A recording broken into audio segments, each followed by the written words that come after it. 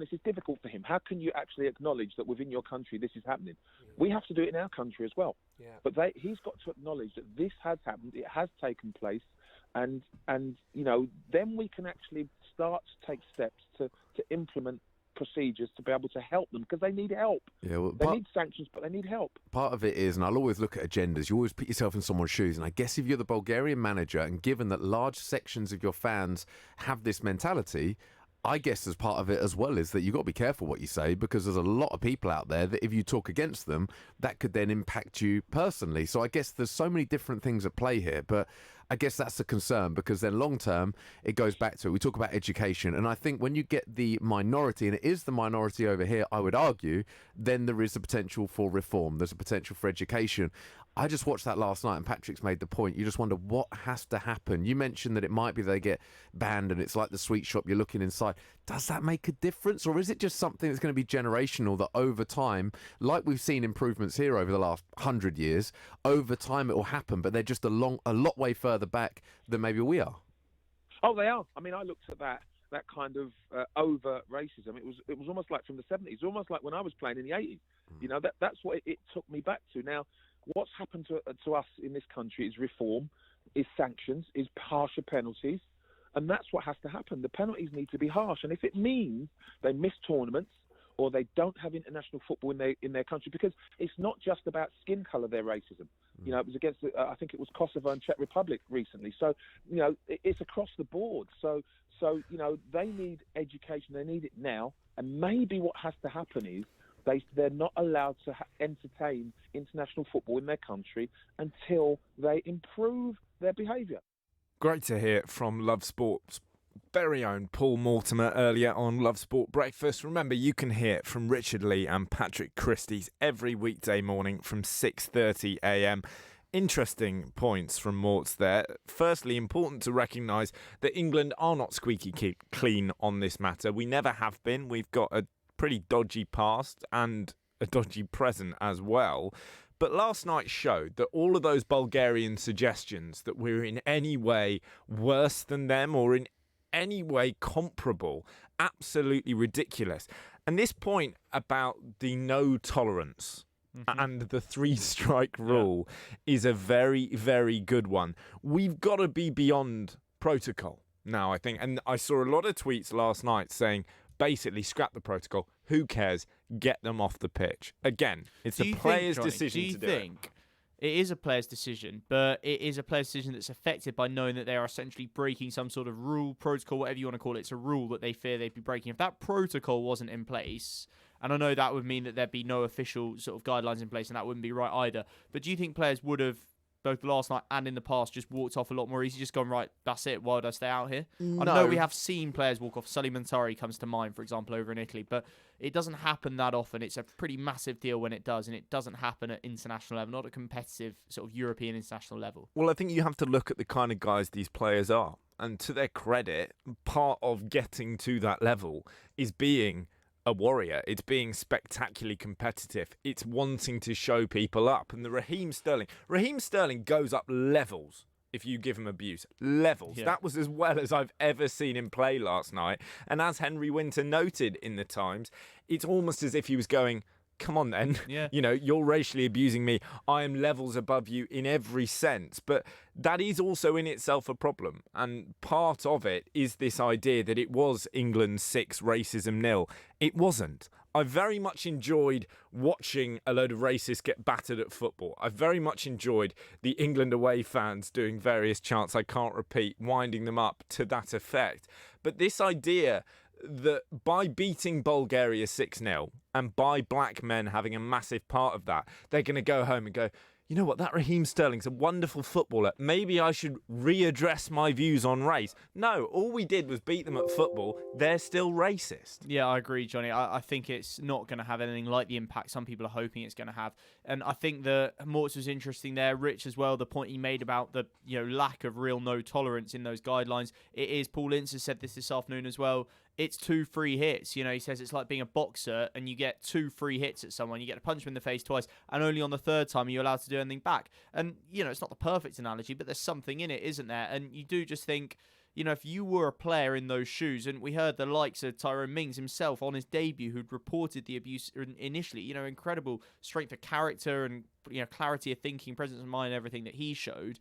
But you're thinking, would you really be feeling supported and adequately kind of backed up by that protocol? Or would you be thinking they are putting this in place because they are hoping they can get away with it? They're hoping they can get away with a little bit, and actually it's only if it turns into a massive wide-scale problem that actually we do something about it, because a little bit's okay when it's not. Because we saw what effect a small minority, probably only a few hundred or 1,000 or so of a multi-thousand crowd could have. It doesn't need to be loads of people. And on that front, this statement from UEFA President Alexander Keferin is actually almost insulting. He says football family and governments need to wage war on the racists, and then goes on kind of meaningless business jargon. Only by working together in the name of decency and honour will we make progress. Yes, okay, fine, you're right. But what are you going to do towards decency and honour? We've talked a lot about VAR this season, going back, re-examining things that happened in the past and punishing people retrospectively.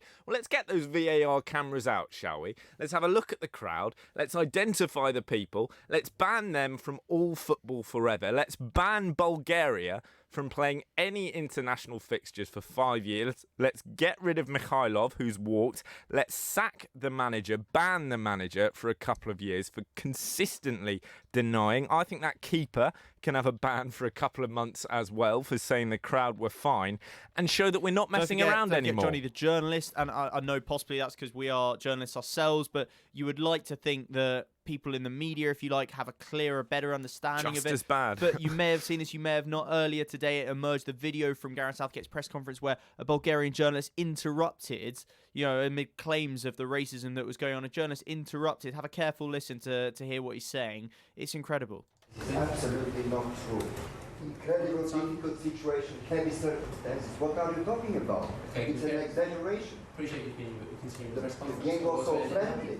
The game was so friendly, is what he's saying there at the end. Absolutely not true at the beginning about the claims that there was racism and a nasty atmosphere. The press officer sort of doing his best to carry on conducting it. A photographer, apparently a Bulgarian, used some language towards Southgate himself at the end of that press conference that I can't repeat. It's crazy, the lack of awareness, the lack of acknowledgement, the lack of taking responsibility. Just as a comparison, I know it's for a completely different reason, but Pakistan have gone many, many years without hosting international cricket in their country because of the security risk, the essentially risk to the players that would be posed because of security issues that they've got. And I know it's not on the same scale. We're not talking about terrorist issues, but we're talking about the players not being able to conduct themselves, as Mortz himself talks about it, in their own place of work without being subjected to these threats and this abuse. It doesn't seem right. Just stop it. Just stop these countries hosting it. And there are others as well. We're going to speak to Ned Omonua later, who was racially abused by Serbian fans when he was playing for the England under-21s. There are so many countries it applies to. If it's happening at your international games, just don't let them play international games in their country. Don't just stop them from hosting it, ban them from playing at all. And I would feel for Evelyn Popov in that context. The Bulgarian, yeah, but you've got to punish them all. I know the Bulgarian captain was there arguing with the fans, asking them to stop, but you have to have no tolerance. And on the point of the journalist, on the point of the cameraman, what a lot of people in the Bulgarian national setup seem to not recognise, and what people in England don't recognise either, actually, is that in this kind of context, when you are confronted by blatant racism, failing to condemn it is pretty much as bad as being there with your arm in the air. You've got to stand up to it. Love Sport. Join former Premier League goalkeeper Richard Lee and Patrick Christys for Love Sport Breakfast every weekday morning from 6:30. Do you know who else scored past me? Go on. Ronaldo. So much power. And Manchester United fan Richard Lee, the Watford goalkeeper, could hardly snip it. Oh, that's you. That's I me. like the bit where you can tell that he goes, Manchester United fan, check name, Richard Lee. Love Sport Breakfast every weekday from 6:30. Love Sport. Get ready for Brexit on the 31st of October. This means that travelling to the EU will change. You'll need to check online if your passport is valid for travel to Europe. If you're planning on driving, you'll need to check if you have the right documents to drive, and make sure your travel insurance covers all your healthcare needs. To keep your trip on track, check what you need to do at gov.uk/Brexit. Get ready for Brexit on the 31st of October. Cancer. It can affect anyone. And when it does, Macmillan are right there to support them. From the moment of diagnosis, we offer physical, financial, and emotional support. And it's your donations that make it possible. So we can be on the phone, in hospitals, running support centres, and ready to help people deal with the fallout. We are funded by you, the public. So please give what you can at macmillan.org.uk. Macmillan Cancer Support, right there with you. Hi, I'm Marilyn from Oxfordshire. My current insurance company quoted £245.08 to reinsure. And a spokesman said, obtain me a price of £173.49 for the same cover. This was a fantastic saving for me. And next time my car insurance comes up for renewal, I will be going through a spokesman said. No doubt about that. With a spokesmansaid.com. Fighting for you, saving you money. Get ready for Brexit on the 31st of October. Brexit will bring changes that affect businesses in many ways, particularly if you buy from EU suppliers, sell to EU customers, provide services to EU clients, and receive customer data from other businesses in the EU. Businesses need to prepare. Find out how at gov.uk/Brexit. Get ready for Brexit on the 31st of October. This is Love Sport. It's the Posh Boys on Love Sport Drive with me, Johnny Burrow, and Guy Watts, who has all your latest sporting headlines. I do, Johnny, and that top story this afternoon, the president of the Bulgaria Football Union, Borislav Mikhailov, has resigned. He stepped down just hours after Bulgaria's Prime Minister, Boyko Borisov, called for him to quit after the racist abuse of England players by home fans in Sofia last night. The BFU said the move is a consequence of the recent tensions, but didn't specifically mention racism in their statement. Former Celtic and Manchester United striker Henrik Larsson will not be the new manager of Southend United. This has been a bizarre side. We'll talk about this in a moment. But the Swede had, of course, been in talks to take over at the League One club with former teammates Johan Malby and Tommy Jonsson as his assistants. But Southend have revealed that Jonsson, who would have been head of recruitment, has accepted an alternative offer, and discussions with all three have now ended. And Scotland could be punished for suggesting they might take legal action when their Rugby World Cup match with host Japan was under threat of being cancelled. The game did eventually go ahead despite a typhoon hitting the country, and Gregor Townsend's side lost, sending them out of the tournament. World Rugby said they're now looking into the comments and behaviours of the Scotland Rugby Union ahead of the fixture. Yeah, not happy times at all for Scotland, or any of their national teams really, but that Southend story, they probably can't believe what's going on. Southend fans, they've had fairly sort of mundane existence, if that's all right for me to say, for the last few years. How very dare you? Suddenly you're being linked with Henrik Larsson, Johan Malby. Who was it they were being linked with as well? No, it was Wycombe Wanderers who were being linked with the takeover by Larsson, Dirk Kuyt and Dennis Bergkamp.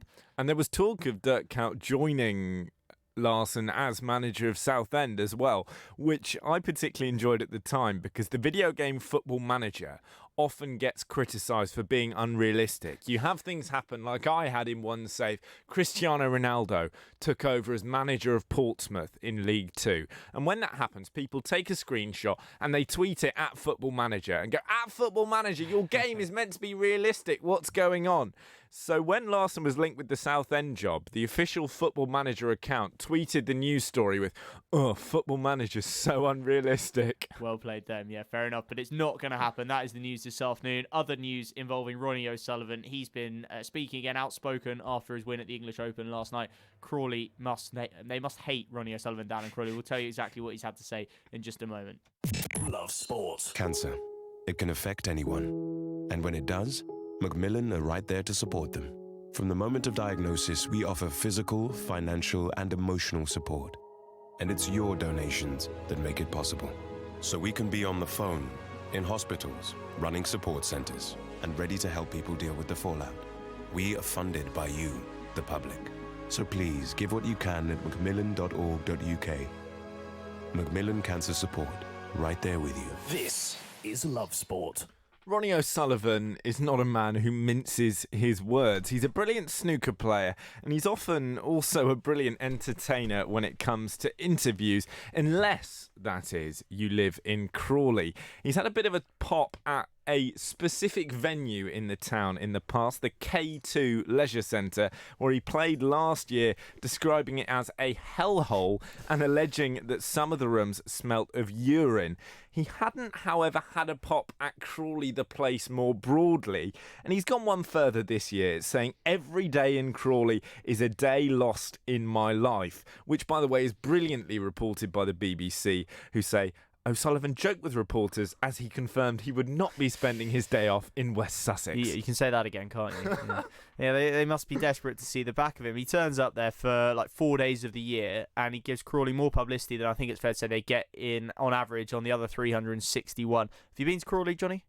I can't say I have. Well, I was going to go, and then I heard that apparently it smells of urine, and it rather put me off. The whole town smells of urine, that's exactly right. He's not happy, though, this year, because even though I think he says they've added a couple of air fresheners, especially for me, he says, I've just gone from a match table to a squash court to a toilet, where the player's office is, from the toilet to walk around the outside of the building through the heavy rain to come here and talk to you, meaning the press. He says, I'll probably end up with a bit of pneumonia on top of the cold I've already got. Not that he's being a bit overdramatic. Grumpy old man. He said it's not changed as far as I'm concerned. Talking about the K2, you would have to change a lot in this place. A complete refurbishment, probably. Why does he hate it so much? Well, they must be desperate. They must be hoping, Crawley, especially if it comes back next year, given that he's not changed his mind for this year, that Ronnie O'Sullivan, who is, let's be honest about this, famous for his about turns. We had yesterday the comments about China, didn't we? In the past, he's talked about how much he hates the fact that World Snooker is making more and more events in China. He hates the travelling, the demands on the players, etc., etc.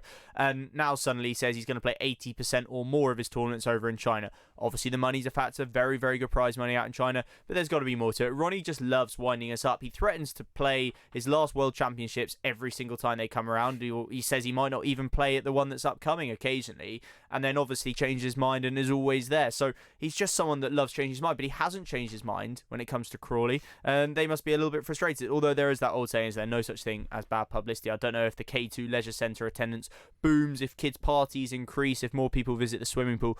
I've got no idea, but if you're going to have a snooker tournament in a leisure centre, then you are going to have, as Ronnie was complaining about, different sort of rooms and things to negotiate, are you not?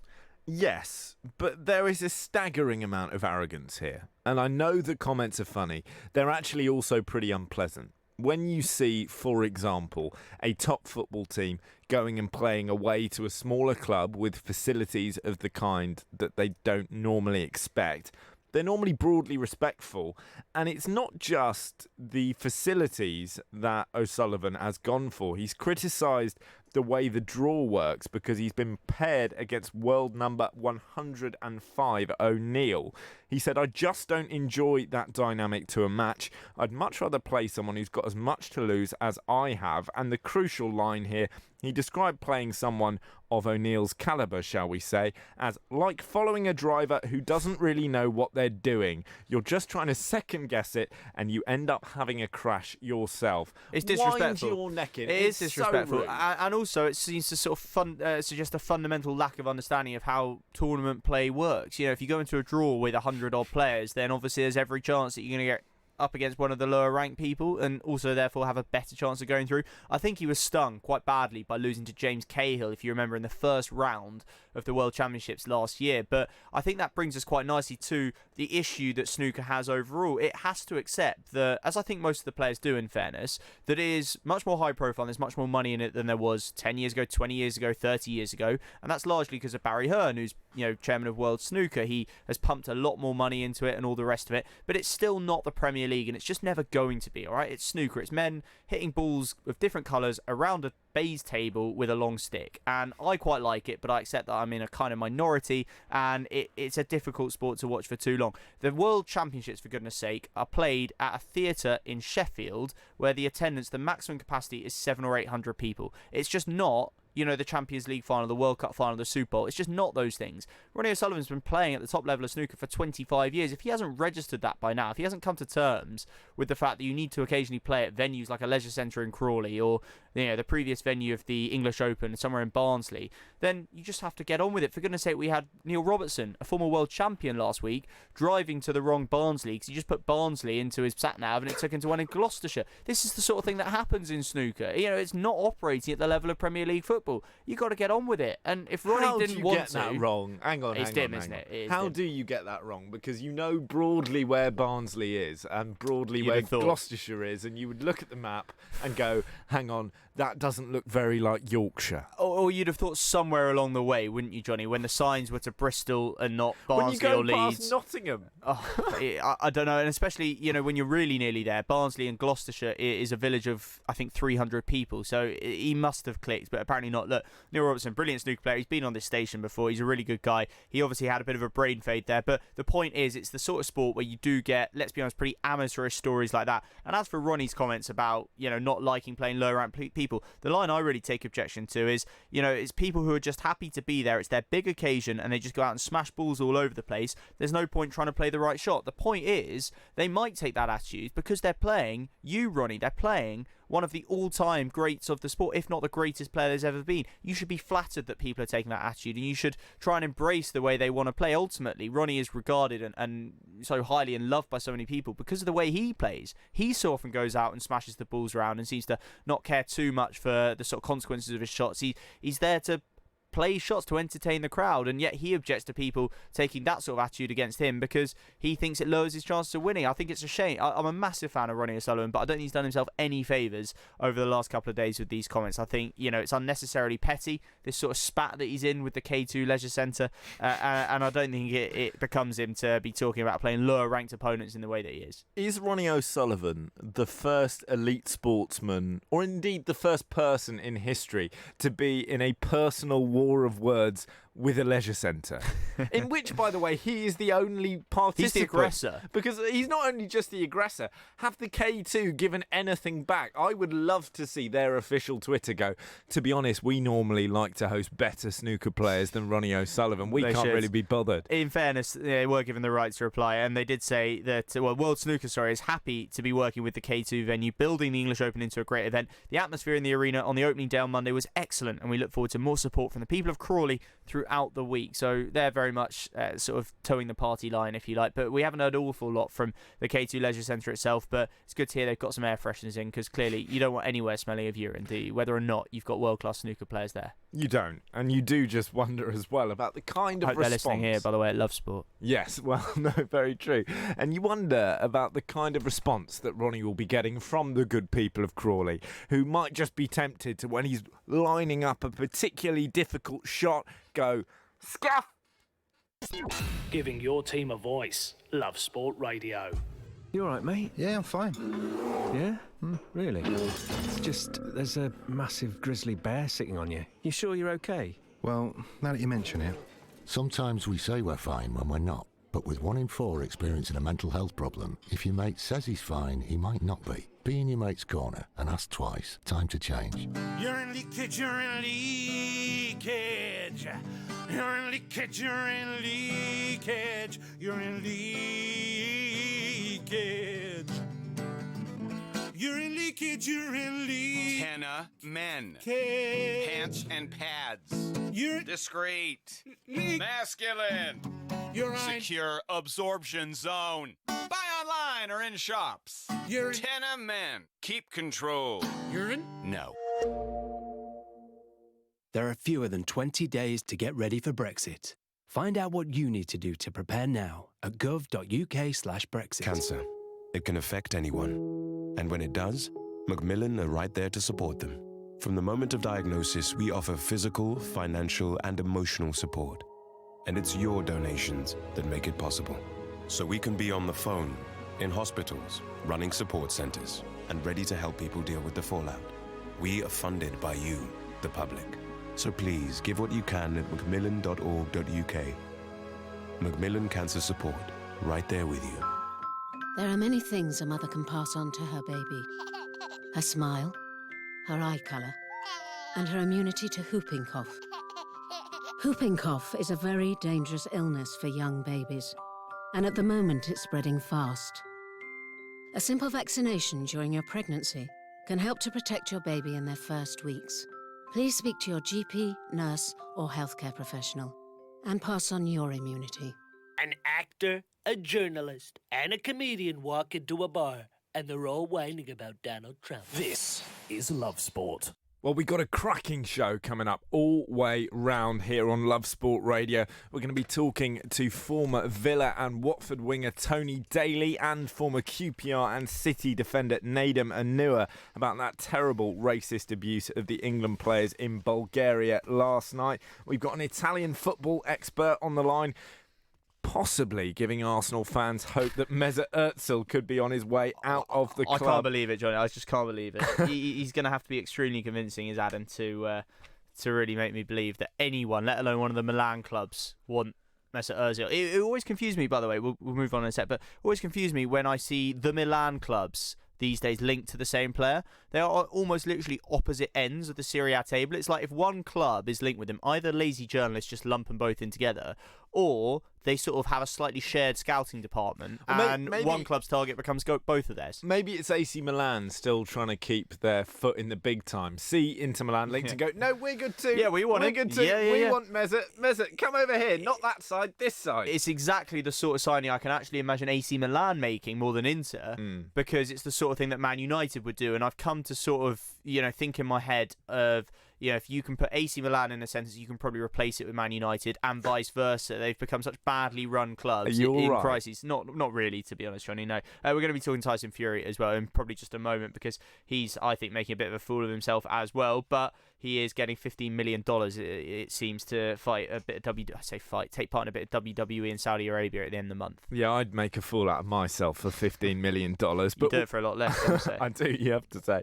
But when we're talking about the Milan clubs, there is nothing like a good old-fashioned rivalry in sport. There is no rivalry better than England versus Australia, but it gets even more exciting when we go beyond just a rivalry of the teams and get into a rivalry between specific individuals, not least, Guy, the coaches. Yeah, that's right, Johnny. I like what you did there. And it is, of course, England-Australia in the Rugby World Cup quarter-final on Saturday morning. It pits Eddie Jones, our very own Aussie, rugged Aussie, gobby Aussie, shall we say.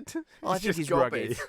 Look, mate, I'm rugged, okay? Our very own gobby Aussie, let's say that, against another gobby Aussie, but this one in charge of the Wallabies, Michael Chaker.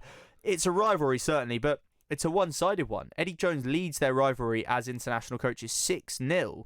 If you recall, we beat Australia 3-0 in Australia in the summer of 2016. We've beaten them in 3 autumn internationals at home since. I think, rightly we are favourites for this game, but there is a bit of a war of words going on. I tell you what Michael Chaker's not happy about. He's not happy about one of the other Aussies that old Eddie's brought into our camp. So we've brought in an Aussie Rugby League legend to help coach our boys in the build-up to this game, which is an interesting choice. Michael Chaker's thrown in the fact that he knows Gareth Southgate, but he says, I wouldn't be getting Gareth Southgate into our camp in the week before this game. So it's an interesting war of words. The two of them are at times pretty grumpy, pretty unpredictable characters, but it certainly is going to make for an interesting build-up to the game. Obviously, we're going to have the teams announced on Thursday, and the most important line for England's point of view is that Billy Vunipola is being described as very likely to be able to start, which you've got to say is a significant boost. He would have missed the France game, of course, had it been played last weekend. It is a big boost, but equally, even if he's fit, are we going to see Billy at his very best in this tournament? It's a strange one, Johnny. I can't see the future. I can't predict the future. What worries me slightly is that he's the only England player to start every test we've played this year. That is a massive tick and a massive bonus on paper. I can't think of a game in which Billy Vunipola has been man of the match. I can't think of a game where I think we've seen Billy Vunipola really at or even that close to his real best. And it makes you wonder, if he hasn't done it in the 12 or 13 tests or whatever it is we've played so far this year, why would that suddenly change in the next 3 games? Yes, you could argue they're the big games and you'd hope he'd step up, but he's never played in a World Cup knockout game before, so you're asking him to do something he's never done before in stepping up on the very biggest of stages. He's done it for Saracens at club level. It's asking a lot, though, to do it at World Cup level. I'm optimistic it would happen, but the point is he's had this little injury now, an ankle sprain, and you've got to think that won't have done his form any favours either. He's had a week off, yes, but at the same time, he's not had an extra match to sharpen himself up. You've got to hope that he can find some of his magic, some of his best. You'd obviously rather have him on the pitch, but the reality is people have said for a long time we need Billy Vunipola fit and firing to win the World Cup. We've got him fit, it seems. I don't think we've got him firing, and I think that we probably do need to see an improvement from Billy if we are going to have a real chance of winning what realistically is going to be a semi-final against New Zealand a week on Saturday, assuming we can get past the Aussies. But if recent history suggests anything, it's that Eddie Jones is going to have the upper hand over fellow gobby Aussie Michael Chaker. Yeah, 6-0, as you say, that record would indicate Jones has the upper hand. We got to be positive. And we've got to look forward and think about a potential semi-final without getting ahead of ourselves, but looking to the Kiwis as that probable semi-final opponent. What kind of quarter-final against Australia would be most beneficial? Do we want an easy one to boost the confidence, to keep everyone fit?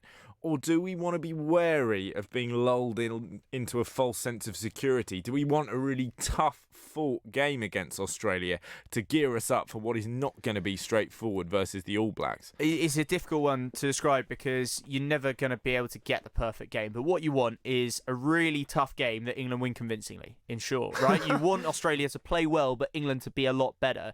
I think in reality what we can hope for is Australia to turn up and play well and England to get past them. In a World Cup quarter-final, you've got to be happy with winning ugly, I think. If you're asking me, ideally, we'd do something like have a really tight first half where it would be level or we'd be a few points clear. We'd come out in the second half, open up, show some of our attacking moves and give ourselves a bit of confidence. But I think you've just got to take being in a World Cup semi-final. Remember, just like the England football team hadn't until last year, we haven't won a Rugby World Cup knockout game in 12 years, Johnny. That's a long time for a team that is, for a country that is as well-resourced, as well-funded as the England rugby team. It's embarrassing, actually, to have gone 2 World Cups without winning a knockout game. I'm confident we're going to do it, but I would probably take any sort of victory. I'd love us to be convincing. I think it might be, because I think we're a better team.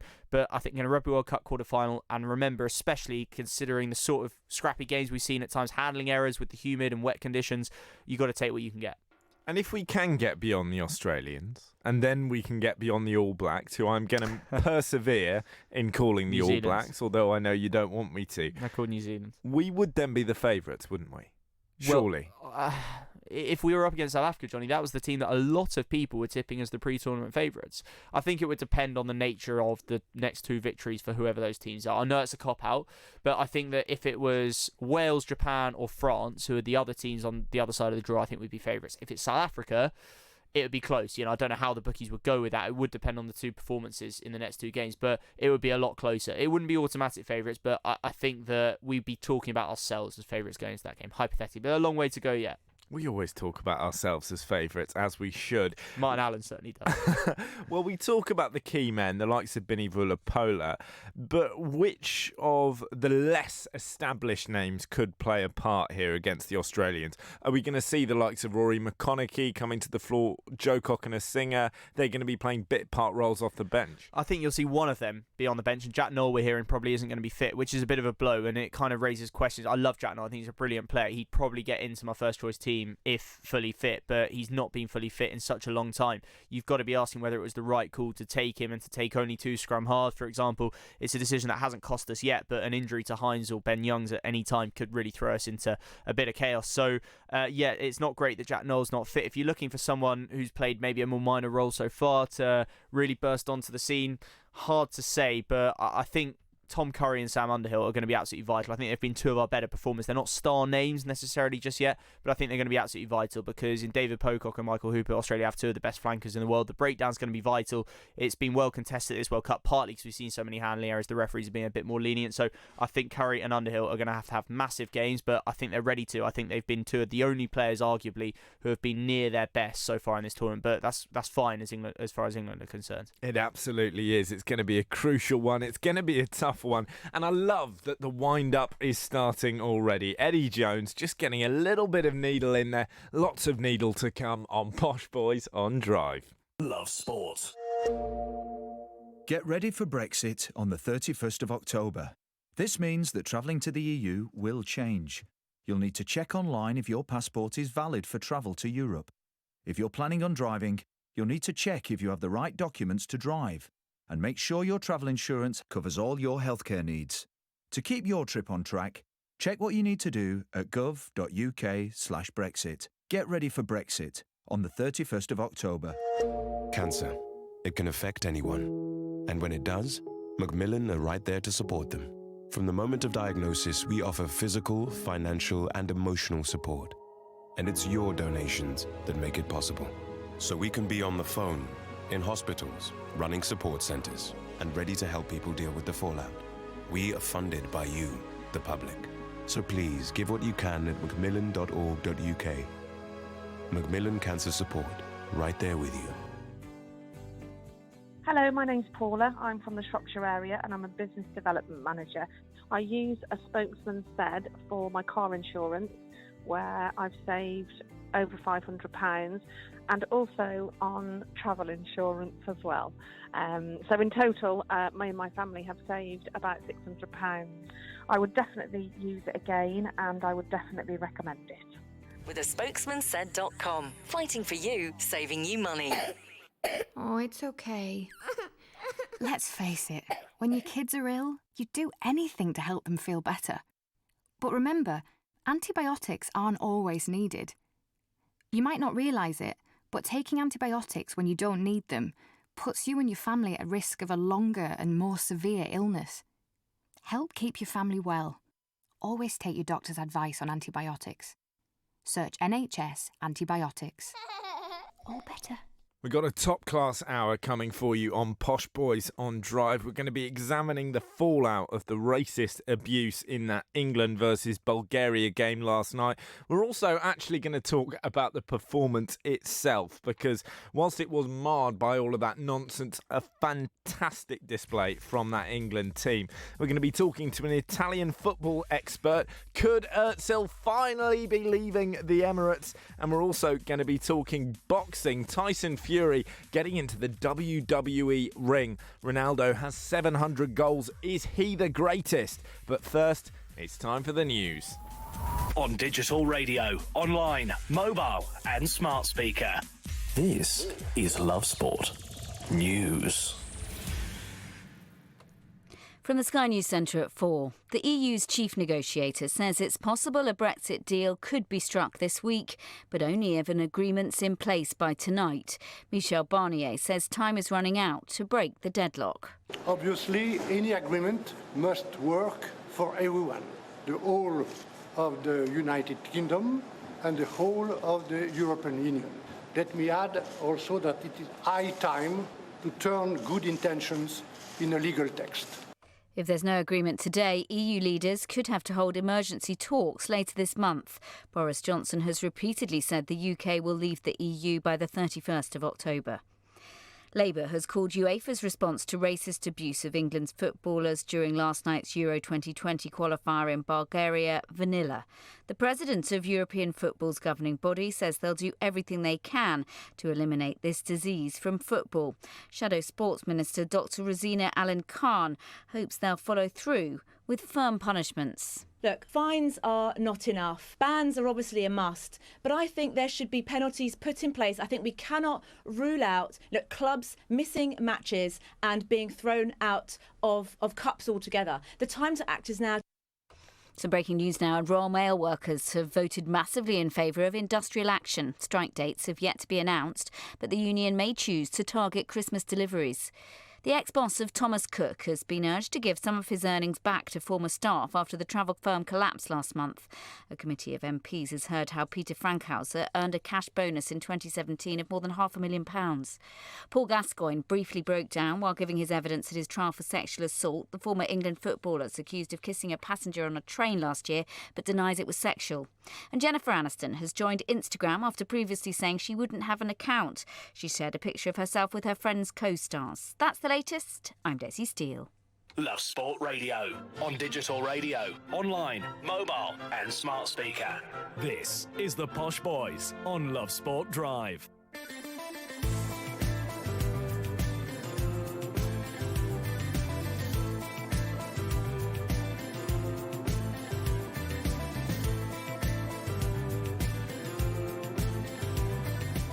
Good afternoon, it's the Posh Boys on Love Sport Drive. You're with me, Johnny Burrow and Guy Watts. Our top stories this afternoon. The president of the Bulgarian Football Union has resigned following the racist abuse of England's players in Sofia last night, while the UEFA president says it's time to wage war on the racists.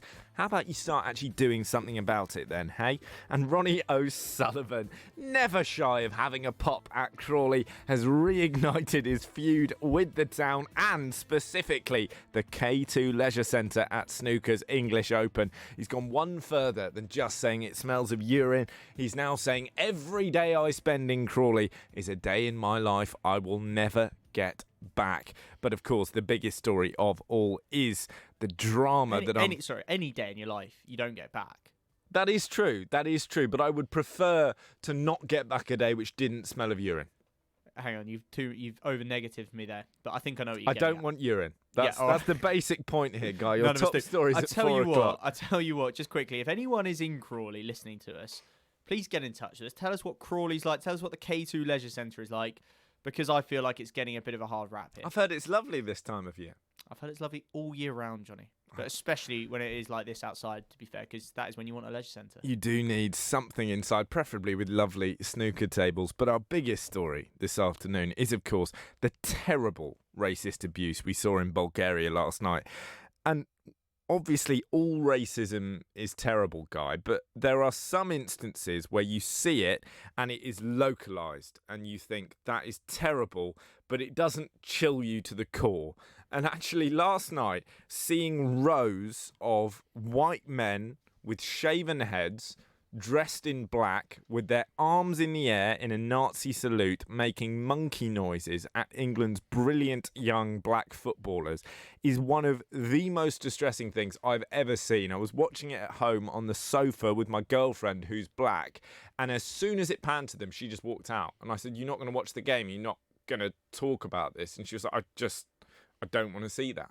It is absolutely shocking. Yeah, well, none of us want to see it, of course, but if you are from, that sort of ethnic minority background in particular, it's going to be even harder to watch. I think it's probably easy to lose sight, Johnny, of the fact that those scenes, not only are they quite shocking to see, but they are probably not a million miles from what people of a certain age used to see themselves here in this country. Yeah. Which isn't to sort of take the line of we shouldn't be criticising Bulgarian FA and all the rest of it because we still have our own problems to fix. We do, and that is a valid argument up to a point. But my point is, I suppose, that everyone has had to come through, every country has had to come through some sort of prejudice, or nearly every country has, and I think we've had to come through our own. I think we're in a better place, obviously, than we were 20, 30 years ago, maybe more.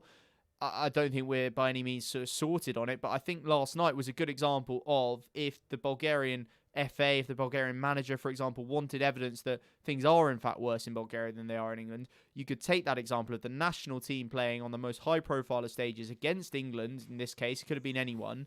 You do not get that, certainly anymore, at Wembley. You do not get English fans racially abusing their own players or the opposition in an attempt to put anyone off or degrade anyone or anything like that. And it was shocking to see because it was on a reasonably large scale. We talked yesterday when there were the reports of the England fan who died out in Sofia flying around. We were talking about how it can only take a really, really small minority of people, of England fans, for example, to cause problems in somewhere like Sofia or Prague or wherever. In the same way, it can take just as small a minority to cause real problems inside the ground in terms of racist abuse. They were talking about groups of 20, 30, 50 black-clad people dressed in all sorts of things saying, respect racism and horrible stuff like that, leaving the ground. It only needs necessarily 50 or 100 people to be doing that, to be using that kind of terrible abuse, and it makes a big impact. And I think there is a point here that, for me, far more than just those 50 to 100 people who had their arms in the air and were chanting are complicit in this, because England, of course, still has a problem. We are still working through racism ourselves. But what I would say is when someone shouts racist abuse at Raheem Sterling, when someone throws a banana skin at Pierre-Emerick Aubameyang, 99.9% of people in this country are outraged. Almost everyone at least admits it's happened, and the broad response is that it is a bad thing. For me, all of the people in that stadium last night, all of the people involved with the Bulgarian FA, this includes in particular the Bulgarian coach Krasimir Balakov and the Bulgarian goalkeeper Plamen Iliev, everyone who claim they didn't hear that or didn't see it is not only a liar, but essentially a racist. Because if you are willing to listen to that kind of abuse and deny either that it is a problem or even worse, that it happened, then you're frankly almost as bad as the people doing it. I do not believe anyone in that stadium could have not heard what was going on. It was deafening. It was everywhere. We're hearing members of the England coaching staff upset by it. If they were hearing it in one dugout, they were hearing it in the other dugout. You cannot just say, well, I didn't hear it. It didn't happen. No, you can't. What? You can't say that, Johnny. But there is a difference between trying to actively deny it and asking, people who are there but not part of that behaviour, demanding that they do something about it. I'm not saying that it's automatically fine that they're absolved of any responsibility. I don't think it makes them racist, though, either, just by association. It's not as pure and simple as that. It's not black and white for, if you kind of pardon the pun there.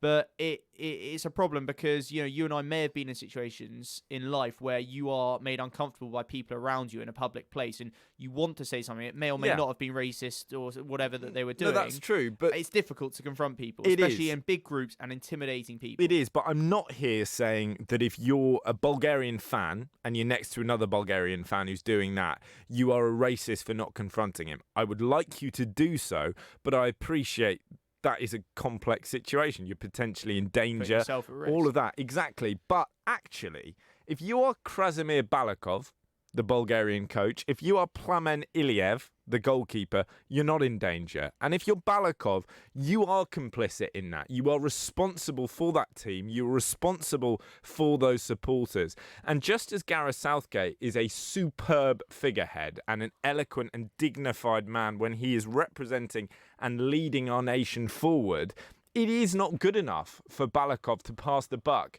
and go, well, I'm sorry if it happened, but I didn't hear it. Be a man, stand up, say, yes, it happened.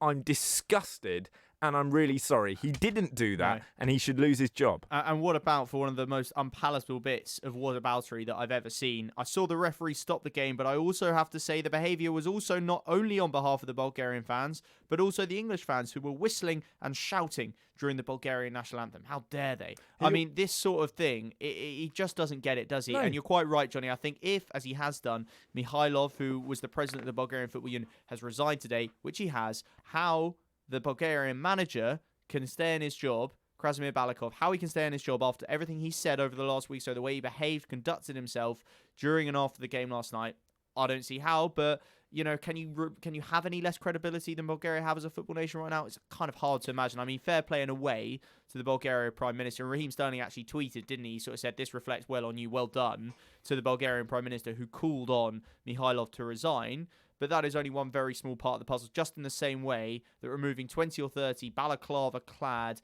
racist Bulgaria fans doing Nazi salutes is only a very small part of solving the issue of racism in Bulgaria and in Bulgarian football, because it's not easy to do. You won't get rid of it. You won't stop those people being racist by just kicking them out of one game of football, will you?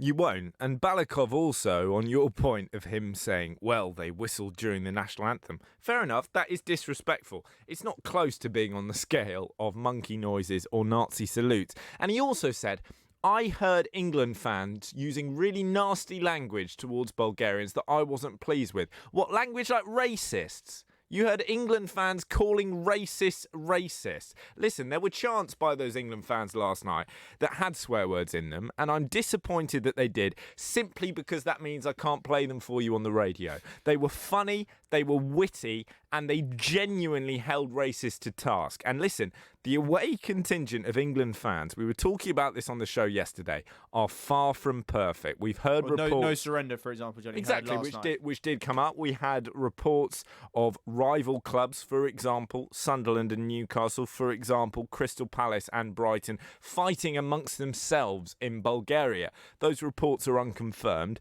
but let's not beat around the bush here. It is entirely believable. Those kind of stories do follow England away wherever they go. But when I saw the clips on Twitter of them chanting, for example, who put the ball in the racist net, Raheem Sterling, or Raheem Sterling, he's taking the Michael, I was very, very proud that you had a group of men and women there willing to, as one, without question, without nuance, without going, oh, well, Are they just ignorant, or do they mean the racism? Just going, no, you're racist and we are not having it. Yeah, well, I'd agree with that, Johnny. It was good to see England fans for once not being the story, if you like, in when there were problems with crowd behaviour. Let's just hear from Pavel Klemenko, who's part of Football Against Racism in Europe, FARE, that anti-racism group, talking about the problem of racism in Bulgaria. Bulgaria is a very difficult case when it comes to the infiltration of the far-right groups into the football supporters culture. It is unchallenged by the Bulgarian Football Union, by the clubs. Levski Sofia have been sanctioned multiple times by UEFA, and nothing happening after that. That's the thing. They've had multiple sanctions. Clubs have had sanctions. The national teams had sanctions. When they were playing England, for goodness sake, 8 years ago, they racially abused Ashley Cole, Ashley Young and Theo Walcott. Nothing's changing. They've racially abused players from Kosovo and the Czech Republic in this campaign, hence the partial stadium closure. You can close the stadium fully. You can make them play entire campaigns behind closed doors. It won't work. When the fans come back in, they'll still be racist. 5-year ban. You wouldn't qualify anyway because you're terrible at football, but you can miss the Euros, you can miss the World Cup as well. And picking up on what we heard from Pavel a minute ago, I am not having this idea that the far right are infiltrating football. That is not what's going on here. It's not like you've got a group of neo-Nazis, which is what these people are, going, what's a platform where we could abuse black people and get away with it? Let's infiltrate the football. No, these are football fans who are racist. They're not Nazis who are getting involved with football. They are both of those things. And this idea that they are separate from the rest of the supporters, just as in this country, when supporters of our clubs abuse people racially, people go, he's not a true fan. Exactly. Well, what's to say he hasn't been a season ticket holder for many years? Yeah, well, he's there in the stadium wearing your kit, mate. So he is a fan. We have a responsibility to go, okay, you are a Chelsea fan or you are a fan of whatever club. We're going to deal with that in the same way that the Bulgarian FA and the manager and the goalkeeper and all the rest of these morons have a responsibility to not go, we've been infiltrated. They're not infiltrating anything. They're a big part of it. It's half your stadium. Yeah, I agree. I liked what Jordan Henderson had to say, by the way, afterwards. England midfielder got involved in a bit of a discussion, an argument perhaps, as he's used to having with his teammates, but with the Bulgarian manager, Kasimir Balakov, during the game. Here's what he had to say about that afterwards. He was asking me what the problem was, and I told him he knew what was going on, he knew what the problem was. It was baffling how he didn't really, but hopefully after the game he looks back and he apologises, because I think anybody watching that game will be disgusted and know that that's not on really. I think well done, Jordan Henderson. I thought he spoke really well there, and I thought as well it's telling that the only apology we've had of any kind from Balakov that I've seen is him saying he would be truly sorry if it did turn out to be true. Talk about a qualified apology. Talk about, to be honest, to be quite frank, a load of cobblers, really. But one of the only things, I think, that the positive things that come out of this, the unified reaction, obviously, from football fans and England fans and media and everything, but the players themselves. And I know they have, social media advisors. We've talked for the wrong reasons about social media advisors and people on your social media accounts over the last week or so. Don't mention Rebecca Vardy. But to see the players come out and so kind of, together condemn it, to say, the things that they said both in public and on social media, I thought reflected really well on them, reflected well on Gareth Southgate, the work he's done with them. I thought they handled what was ultimately an extremely difficult, I think Southgate used the word impossible situation, with about as much dignity and composure as you could hope for in that situation. So, well done to them. Yeah, a credit to the nation, a credit to each other. I love Jordan Henderson, and I love the fact that he has reported what he said to Balakov as being so polite. You know what's going on, sir. I suspect in person it went slightly differently. This is Love Sport. You all right, mate? Yeah, I'm fine. Yeah? Really? It's just, there's a massive grizzly bear sitting on you. You sure you're okay? Well, now that you mention it. Sometimes we say we're fine when we're not, but with 1 in 4 experiencing a mental health problem, if your mate says he's fine, he might not be. Be in your mate's corner and ask twice. Time to change. Cancer. It can affect anyone. And when it does, Macmillan are right there to support them. From the moment of diagnosis, we offer physical, financial, and emotional support. And it's your donations that make it possible. So we can be on the phone, in hospitals, running support centers, and ready to help people deal with the fallout. We are funded by you, the public. So please give what you can at macmillan.org.uk. Macmillan Cancer Support, right there with you. Stop paying too much for your energy bills. Brian saved money on his at a spokesmansaid.com. Can you? I'm Brian from Swadlincote, South Derbyshire, and I saved about £400 on my energy bill with a Spokesman Said. The iSpokesman Said website was very easy to use, and the money I saved I put towards a holiday. Compare home energy quotes from the UK's biggest suppliers in just a matter of minutes with a spokesmansaid.com. Fighting for you, saving you money. Before you set off on a long journey, remember to check your vehicle. Are your tyres correctly inflated? And are the treads deep enough? Have you got enough fuel? Is your oil level right? Checking your vehicle doesn't take long, but can prevent a breakdown or accident and save you money. So, before you set off on a long journey, check your tyres, fuel and oil. Highways England, connecting the country. Putin is a great singer. I love him in that musical, Putin on the Ritz. Love sport. Wherever you come down on the Ronaldo versus Messi debate, there is absolutely no question that Cristiano Ronaldo is one of the finest footballers we have ever seen, one of the finest footballers we ever will see, and he further boosted those credentials last night. He scored a penalty in a 2-1 defeat to Ukraine, by the way, who are flying. They've qualified for Euro 2020 already.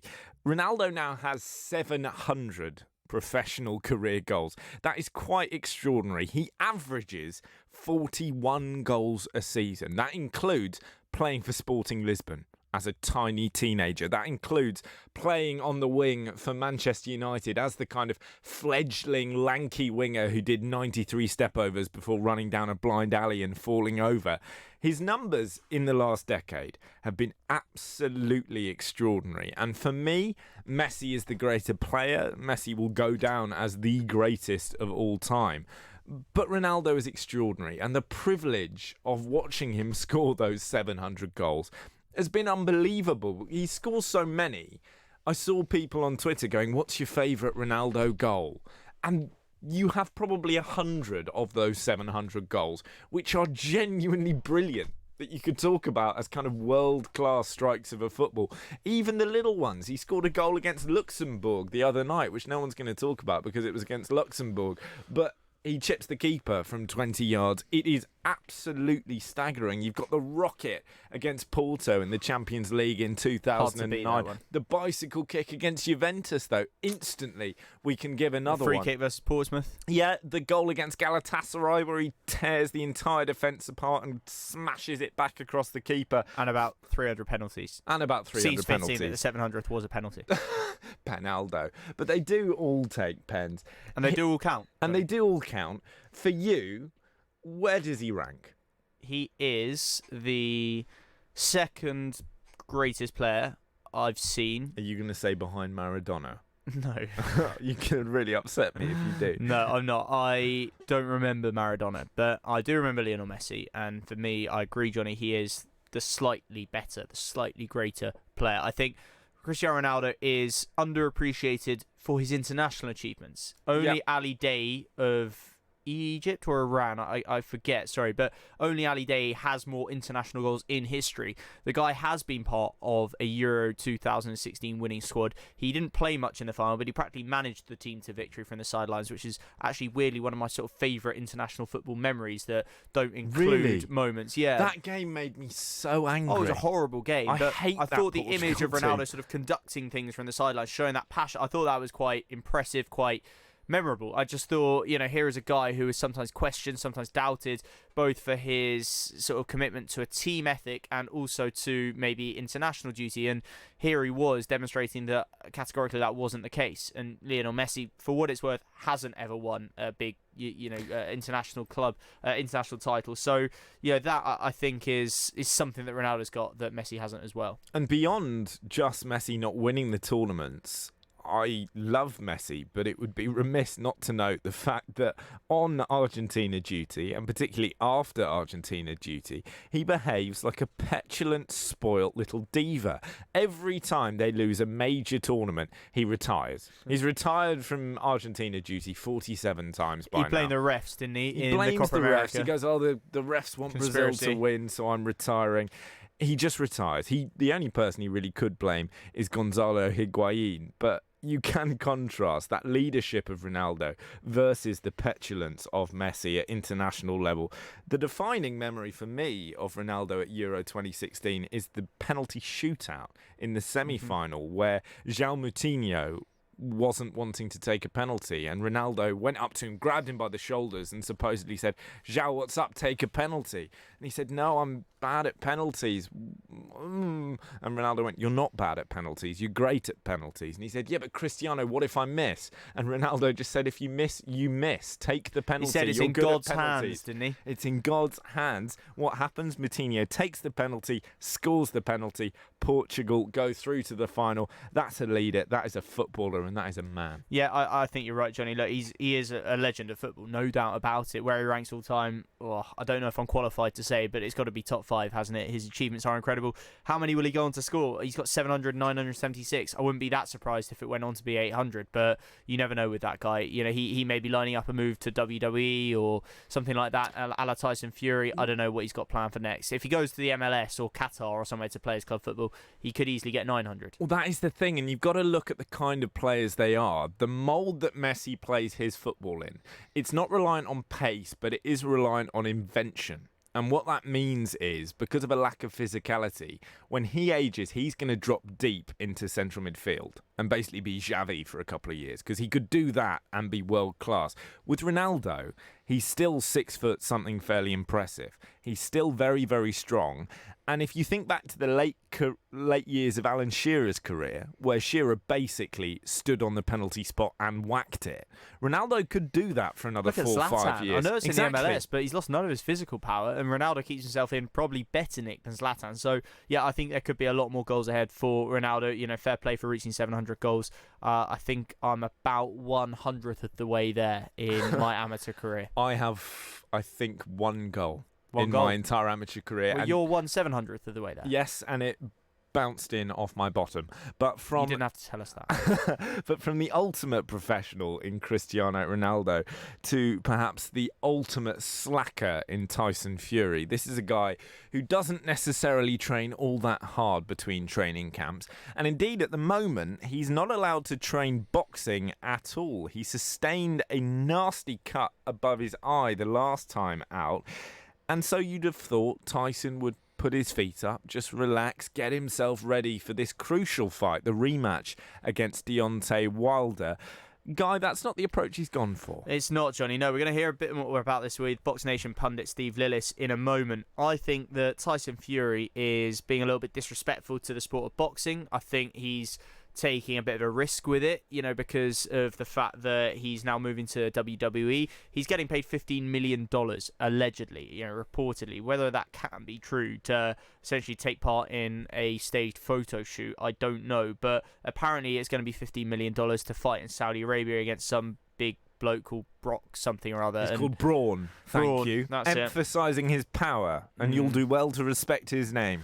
Yeah, okay, well, if you say so. Yeah, I think this is a really weird one, because the suggestion in a story in the Mail today, he's saying, well, if I enjoy WWE enough, why would I go back to boxing? The money's so easy, I enjoy it, it's kind of good fun.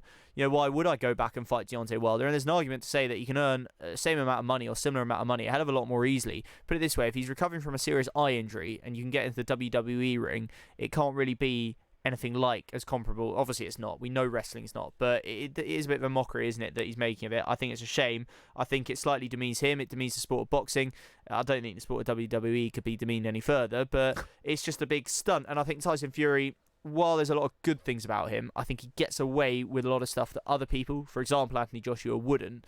And I think that is worth bearing in mind when we come to kind of appraise and compare those sort of people, because this is, I don't know what the point of this is, aside from him being paid ludicrous amounts of money. If WWE are willing to pay him that, then fair enough, but it seems like a complete waste of time to me for everyone.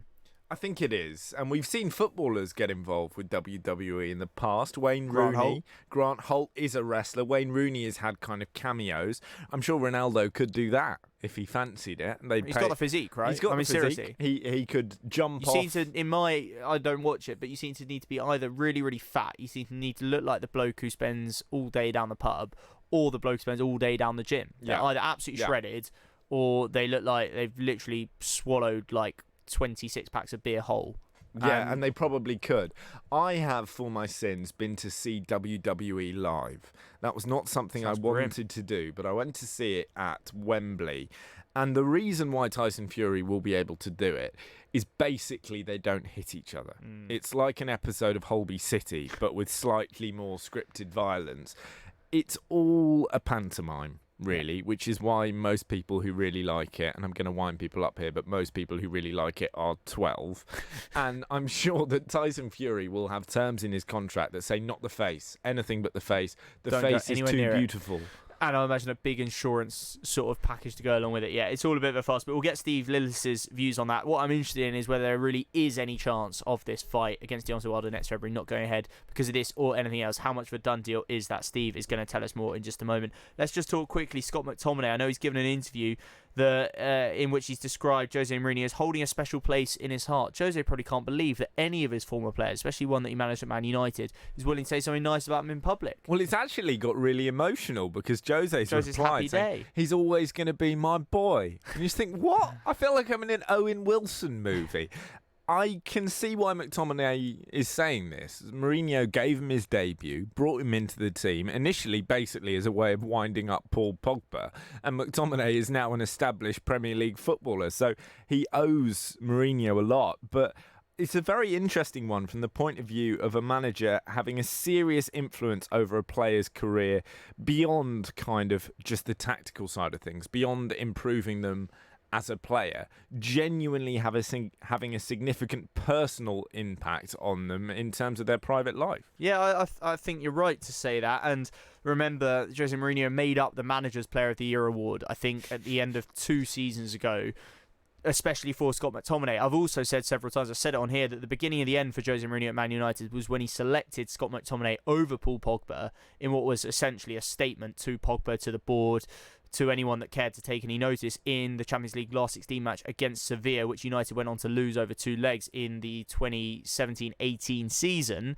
That, I think, was the beginning and the end. That was the tie we should have won. He was clearly sort of losing the plot of Pogba and all the rest of it. McTominay has, though, matured into, as you said, a pretty good Premier League player. I said earlier, he's probably been United's player of the season so far, as dubious an award as that is. But he does owe a lot to Mourinho, and while Mourinho wouldn't be fondly remembered by many players or indeed fans at Man United, except for maybe the Europa League win, I think it's important to remember that he can, even though his overall effect wasn't great, he can have had a real positive impact on certain players, and one of those is McTominay. And I thought, actually, watching Marcus Rashford last night, we can talk about this a bit more later, we haven't talked much about the actual England performance. I thought Rashford, brilliant finish for his goal. I thought he looked absolutely full of beans, full of running on the left-hand side, given he's had injury and confidence issues this season. And I thought as well, off the ball, I thought, although it wasn't exactly a brilliant team we were up against, I thought he was bringing a lot more than Jadon Sancho, and particularly when England didn't have the ball as a whole. And I thought, I wonder how much of Rashford's intelligence off the ball comes from having worked with Jose Mourinho, where, okay, he was probably underutilised as an attacking threat, but actually, in terms of how to defend, how to be an auxiliary fullback or whatever you want to call it, he will have improved an awful lot. And I wonder if going forward in his career, that may actually be a benefit to him if he can add, higher numbers of goals, assists and all the rest of it as well. That's a really interesting point. We'll be getting into this throughout the show. And another point is players who only recognise how much they love a manager when they're gone. I saw a tweet from Mesut Ozil the other day thanking Arsene Wenger for all he did in his career. Ozil wasn't that keen on Wenger at the time, but now he's sitting on the bench and training with the kids under Unai Emery. No doubt a bit of steamed broccoli and a French accent suddenly sounds very, very appealing. This is Love Sport. Join former Premier League goalkeeper Richard Lee and Patrick Christys for Love Sport Breakfast every weekday morning from 6:30. Do you know who else scored past me? Go on, Ronaldo. So much power. And Manchester United fan Richard Lee, the Watford goalkeeper, could hardly snip it. Oh, that's you. That's I me. like the bit where you can tell that he goes, Manchester United fan, check name, Richard Lee. Love Sport Breakfast every weekday from 6:30. Love Sport. Get ready for Brexit on the 31st of October. Brexit will bring changes that affect businesses in many ways, particularly if you buy from EU suppliers, sell to EU customers, provide services to EU clients, and receive customer data from other businesses in the EU. Businesses need to prepare. Find out how at gov.uk/Brexit. Get ready for Brexit on the 31st of October. Cancer. It can affect anyone. And when it does, Macmillan are right there to support them. From the moment of diagnosis, we offer physical, financial, and emotional support. And it's your donations that make it possible. So we can be on the phone, in hospitals, running support centres, and ready to help people deal with the fallout. We are funded by you, the public. So please give what you can at macmillan.org.uk. Macmillan Cancer Support, right there with you. There are fewer than 20 days to get ready for Brexit. Find out what you need to do to prepare now at gov.uk/Brexit. If you fall asleep at the wheel, you'll put your life in danger, and the lives of others as well. Before you feel tired, pull off the road into a services or other safe area. Drink some strong coffee, and take a quick nap while the caffeine kicks in. If you're having a nap, you've left your lights on, sir.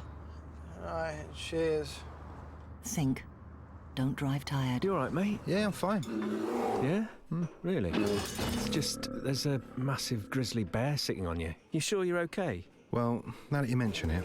Sometimes we say we're fine when we're not. But with 1 in 4 experiencing a mental health problem, if your mate says he's fine, he might not be. Be in your mate's corner and ask twice. Time to change. This is Love Sport. You're listening to the Posh Boys on Love Sport Drive. I'm Johnny Burrow. I'm joined by the wonderful Guy Watts, who has all your latest sporting headlines. The president of UEFA has urged the football family to wage war on the racists. It follows abuse suffered by England's players in their Euro 2020 qualifier in Bulgaria last night. Alexander Cheferin blamed a rise in nationalism across Europe for fueling racism at matches. Interesting, we'll be debating that a little bit later in the show. The president of the Bulgaria Football Union, meanwhile, Borislav Mihailov, has resigned. He stepped down just hours after Bulgaria's Prime Minister, Boyko Borisov, called for him to quit after the racist abuse of England players by home fans in Sofia. The BFU said the move is a consequence of the recent tensions, but did not mention racism specifically in their statement. And former Celtic and Manchester United striker Henrik Larsson will not be the new manager of Southend United. Ending a lot of speculation, the Swede had been in talks to take over at the League One club with his former teammates Johan Mjällby and Tommy Jonsson as his assistants. Not the only English club in the lower leagues he's been linked with, of course, in the last couple of weeks. Wycombe Wanderers as well, linked with a takeover from Larsson, Bergkamp, and who was it, Johnny? Who was the other one? Dirk Kuyt was the other one. But no, the Southend manager's job will not be going to Henrik Larsson. And we're going to be talking a little bit more about Tyson Fury and his flirtation with WWE in just a moment. Love Sport. Cancer. It can affect anyone. And when it does, Macmillan are right there to support them. From the moment of diagnosis, we offer physical, financial, and emotional support. And it's your donations that make it possible. So we can be on the phone, in hospitals, running support centres, and ready to help people deal with the fallout. We are funded by you, the public. So please give what you can at macmillan.org.uk. Macmillan Cancer Support, right there with you. This is Love Sport. Tyson Fury is a serious athlete who always prioritises form, fitness, and his boxing career.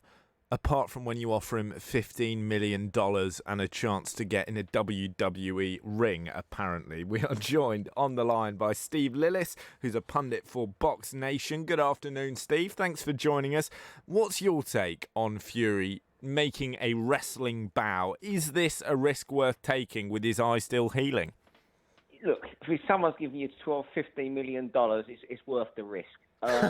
Look, anything can happen. We know, the wrestling we see from America is sports entertainment, as they like it to be known, and the soap opera lines are playing very much in advance. And I'm sure when he fights Braun Strowman in Saudi Arabia, there will be, when they would have gone through the manoeuvres, and there won't be, any sort of in the script for his damaged eye to be touched at all. But of course, it is a risk game, and you do get serious injuries in a wrestling ring. We've even had deaths, haven't we? So, although we laugh at this sports entertainment business wrestling, you do get a hell of a lot of injuries in it, as many as you do in boxing. But I think Strowman will be under some instruction. You don't go near the eye, and I'm sure usually when these guys like Tyson, who go into the WWE and it's their first fight, they usually last about 2 minutes. It's not going to be one of these long, drawn-out 20-minute battles that these these giants have. And, the risk is there, but I'd be surprised if he had any eye damage or it damaged the fight with Deontay Wilder. I think it's a stroke of genius for Tyson. The Wilder fight in February is going to be pay-per-view in America. One of the networks who are going to be involved in the pay-per-view are Fox Sports, who now show quite a lot of the WWE. And it's just getting him better known to the American public, which means more and more of them, if the wrestling fans might now buy the pay-per-view, because the man, he's not going to lose to Braun Strowman. That's you can have your life on that. Are going to buy into this guy. And he's made for WWE, isn't he? At the end of his career, he could go in there. He'd be fantastic, because WWE isn't just about how good you are at throwing blokes about. It's how good you are on a microphone. And he's fantastic. Yeah, he certainly is. But Steve, we're just a few months away from what is going to be an absolutely massive fight. We're all hoping and expecting that's going to happen in February, isn't it, in Las Vegas against Deontay Wilder. Yeah, it will happen. Whether it's to be Vegas, it will happen in February. I mean, from what I understand, it's all signed and sealed. There's no way out of it. But does he not need to be focusing on that rather than messing around with... I know he can't train properly at the moment because of his eye, but... He's messing around with WWE, which, let's be honest, is a bit of a joke. Certainly the way that he's going to be doing it. He's doing it for the money. He's doing it for publicity. Fair enough. But if he goes in the ring and isn't at his best against Deontay Wilder, is he only going to have himself to blame because he's been messing around with a bit of wrestling? Well, you could say that, but after his last fight, he's not going to be doing any boxing training at the moment because of the eye. I mean, the one thing they were saying that could delay the fight was the injury not healing up. And that fight's not going to be until February. Tyson, for the last 2 years, has been non-stop in the gym, and he needs this break, I think, from the boxing gym. Now, whether he should be gallivanting around, the argument shouldn't be, not should he be concentrating on the fight. I mean, I don't think he'd be back in full training till December time for that fight. An 8, 9, 10-week training camp. My argument would be, if there is anything you should be looking at now, instead of gallivanting around wrestling and learning how this fight's going to be scripted, he should be resting, if anything.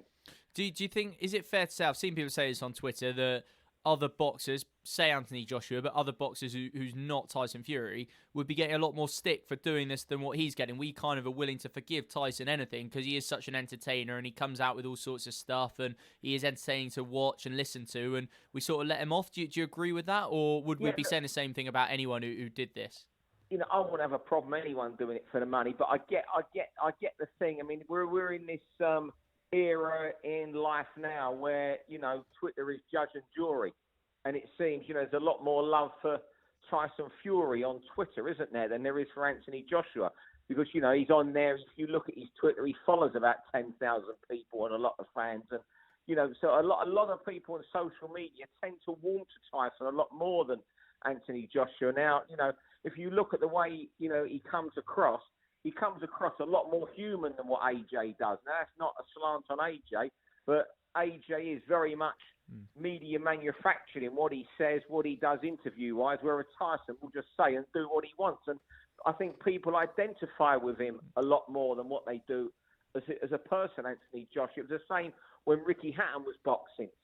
Very, very good fighter. Ricky was, a two-weight world champion. But man in the street identified with him because of his personality. If he never had that personality, he wouldn't have taken 35,000 British fans to Vegas to watch him fight Floyd Mayweather nearly 11, 12 years ago. Yeah, it's a fair point. It is a very good point. And we've also got that Andy Ruiz Jr. versus Anthony Joshua rematch coming up. Ruiz is claiming he's lighter, faster and more powerful than he was when he beat AJ the first time. Who's favourite for the rematch? Hey, you know what? I'm a great believer, and this is just some people agree. I'm a great believer, and if you won the first fight and there was no real controversy because he just he beat Joshua up, why should you not go against that person for the second fight? I'm not writing Joshua off, but Ruiz is certainly capable of repeating that win, and the pictures that have emerged yesterday. I mean, as you know. You can do a lot with pictures and doctor them and play with them to make people look healthier. But what the great thing is about seeing them picture and in relatively good shape ahead of the fight is that it puts to rest any fears that he was going to do a Buster Douglas, who when he fought Mike Tyson went and fought Evander Holyfield in the next fight, and people were just filling him with pizza all week to make he was in such a state when he got in the ring, and ended up a diabetic actually. But there you go. So at least he's taken the fight serious. You know what? And Joshua, Joshua knows this is a hard fight. He's going to have to, find something he didn't have in that last fight. And Andy Ruiz knows this is a chance. Ruiz knows if he wins this, he will get the winner of Wilder and Fury and still have all the belts. So it's a chance for Andy Ruiz who I don't think ever saw this coming, because if you go back to his first world title fight for the WBO title against Joseph Parker, I urge anyone to have a look at that fight. When it got to the last 3-4 rounds of that fight, he needed to push on a bit to win the fight. He wasn't willing to do that. So he must probably watched that fight back and never forgave himself. And when he got the chance against Anthony Joshua, couldn't believe his luck that it had come. And so he didn't waste it. And I think it's a very hard fight for Joshua, and I'll go for Ruiz again. Wow, Steve, it's a big shout. Great to talk to you as well. Thanks for your time. Steve Lillis there, who is a pundit for Box Nation. It's a big, big moment, this, for Joshua, because we had so much time where it was talking about AJ versus Wilder and Joshua finally going over to the US, making that step up against a really big name. The first fight against Andy Ruiz was seen as a stopgap, and it ended up stopping him in every sense. Yeah, you're right, Johnny. Amazing. And that, I think, we've had so many brilliant sporting stories this year, incredible sporting stories, but I think that Ruiz beating Joshua is still genuinely hard to top, and I put that right up with Ben Stokes at Headingley, or the World Cup final, Cricket World Cup final, or either of those Champions League semi-final comebacks. I know it's just a matter of opinion, but I think the romance behind and the sheer unlikeliness of it happening, one man against another, Andy Ruiz, look at him, versus Anthony Joshua, look at him, I think it's still hard to beat. And I think that Steve there's a lot of logic to what Steve's saying. The guy beat him fair and square. Anthony Joshua maybe wasn't at his best, physically and health-wise and all the rest of it, but the guy beat him up quite badly. And Andy Ruiz is looking lean. You go on the internet, have a look at these pictures. The guy's looking in better shape than he was before. And unless he's lost a lot of power by trimming down, and I don't know, obviously I'm not in his camp, I can't say, but I think he's going to give Anthony Joshua a real tough go. It wouldn't be the end for Anthony Joshua, but it'd be a long way from getting, Tyson Fury or Deontay Wilder as one of his next fights. And, even 6 months ago, if you'd have said that, you'd have said, what on earth? No one's going to beat Anthony Joshua. It's a reminder of how brilliant sport, how unpredictable sport can be. And unfortunately, Anthony Joshua's been the fall guy. I haven't got a lot against Anthony Joshua, but I thought Steve summed up the sort of difference between Joshua and Fury, the comparison with Ricky Hatton, I thought really nicely, and I think it's pretty true. On the shock front, did you see the clip of Tommy Fury in Love Island this summer when he found out that AJ had lost? No, I didn't. So Tommy Fury, for anyone who doesn't know, younger brother of Tyson, who was on Love Island, the reality show. And of course, in Love Island, they're not allowed any contact with the outside world, so they can't see the news or anything. But gradually throughout the series, new people come in who have, of course, been watching the news. Oh, but they're allowed to tell them. And they're allowed to tell them. So 3 weeks in, a new guy comes in and just in conversation goes, yeah, and can you believe that Ruiz beat Joshua? And Tommy Fury on national telly has an absolute meltdown. He goes, what? He beat him? You can't be serious. So we could have another shock on our hands. Giving your team the coverage they deserve. Love Sport Radio. You're in leakage, you're in leakage. You're in leakage, you're in leakage. You're in leakage. You're in leakage, you're in leakage. Henna men. Pants and pads. You're discreet. Masculine. You're right. Secure absorption zone. Buy online or in shops. You're Tenna men. Keep control. Urine? No. Get ready for Brexit on the 31st of October. This means that travelling to the EU will change. You'll need to check online if your passport is valid for travel to Europe. If you're planning on driving, you'll need to check if you have the right documents to drive, and make sure your travel insurance covers all your healthcare needs. To keep your trip on track, check what you need to do at gov.uk/Brexit. Get ready for Brexit on the 31st of October. Cancer. It can affect anyone. And when it does, Macmillan are right there to support them. From the moment of diagnosis, we offer physical, financial, and emotional support. And it's your donations that make it possible. So we can be on the phone in hospitals, running support centres, and ready to help people deal with the fallout. We are funded by you, the public. So please give what you can at macmillan.org.uk. Macmillan Cancer Support, right there with you. I love my brother. We do fun things like playing together. I like having hugs with Freddie. Freddie gives the best hugs. Freddie used to be very poorly, and the doctor said he might need a new liver. Then one day, a very nice person gave their liver to Freddie. It was amazing. We were so happy. Now he's around to give me more hugs than ever. Tell your family you want to save lives. To find out more, visit organdonation.nhs.uk. I gave Kim Jong-un the upper hand, but only a tiny... Love sport. Well, Mesut Ozil can't even get in the Arsenal team, let alone perform on the pitch for the Gunners. So you might be slightly surprised to hear that the rumours today are that two of the biggest names in European football are going to be scrapping over his signature come the January transfer window. We're joined on the line by Adam Digby, who's an Italian football expert. Good afternoon, Adam. Thanks for joining us. Is this true? Are we going to see Inter Milan and AC Milan going head-to-head over Mesut? At the moment, it just seems to be a rumour in the English newspapers. It's not actually made its way to Italy yet. So, as far as I know, no, there doesn't seem to be anything in it. I think it would be hard to imagine him going to Inter. Obviously, they took Alexis Sanchez from Manchester United in the summer, and then they have a pretty well-stacked squad already. So, maybe AC Milan, but other than that, it's really hard to see it. Well, of course, a blow for Inter in that Alexis Sanchez is going to be out for a couple of months with injury. And we're now hearing that they're being linked with Olivier Giroud. He's threatening Chelsea over a lack of game time. But is he what Inter need?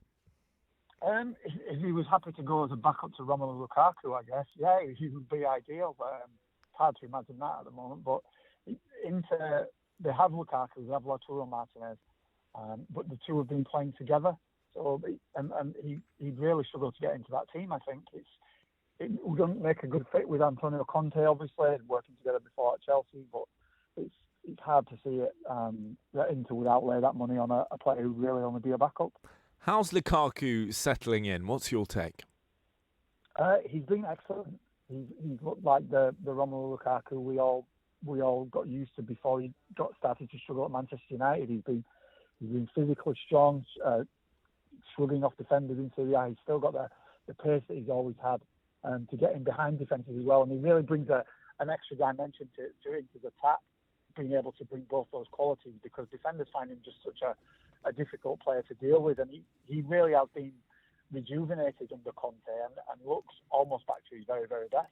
Well, talking of players who went off the boil in the Premier League, finding a kind of rebirth in the Serie A, could the same thing happen to Mesut Ozil? Do you think he could add something to Milan or Inter?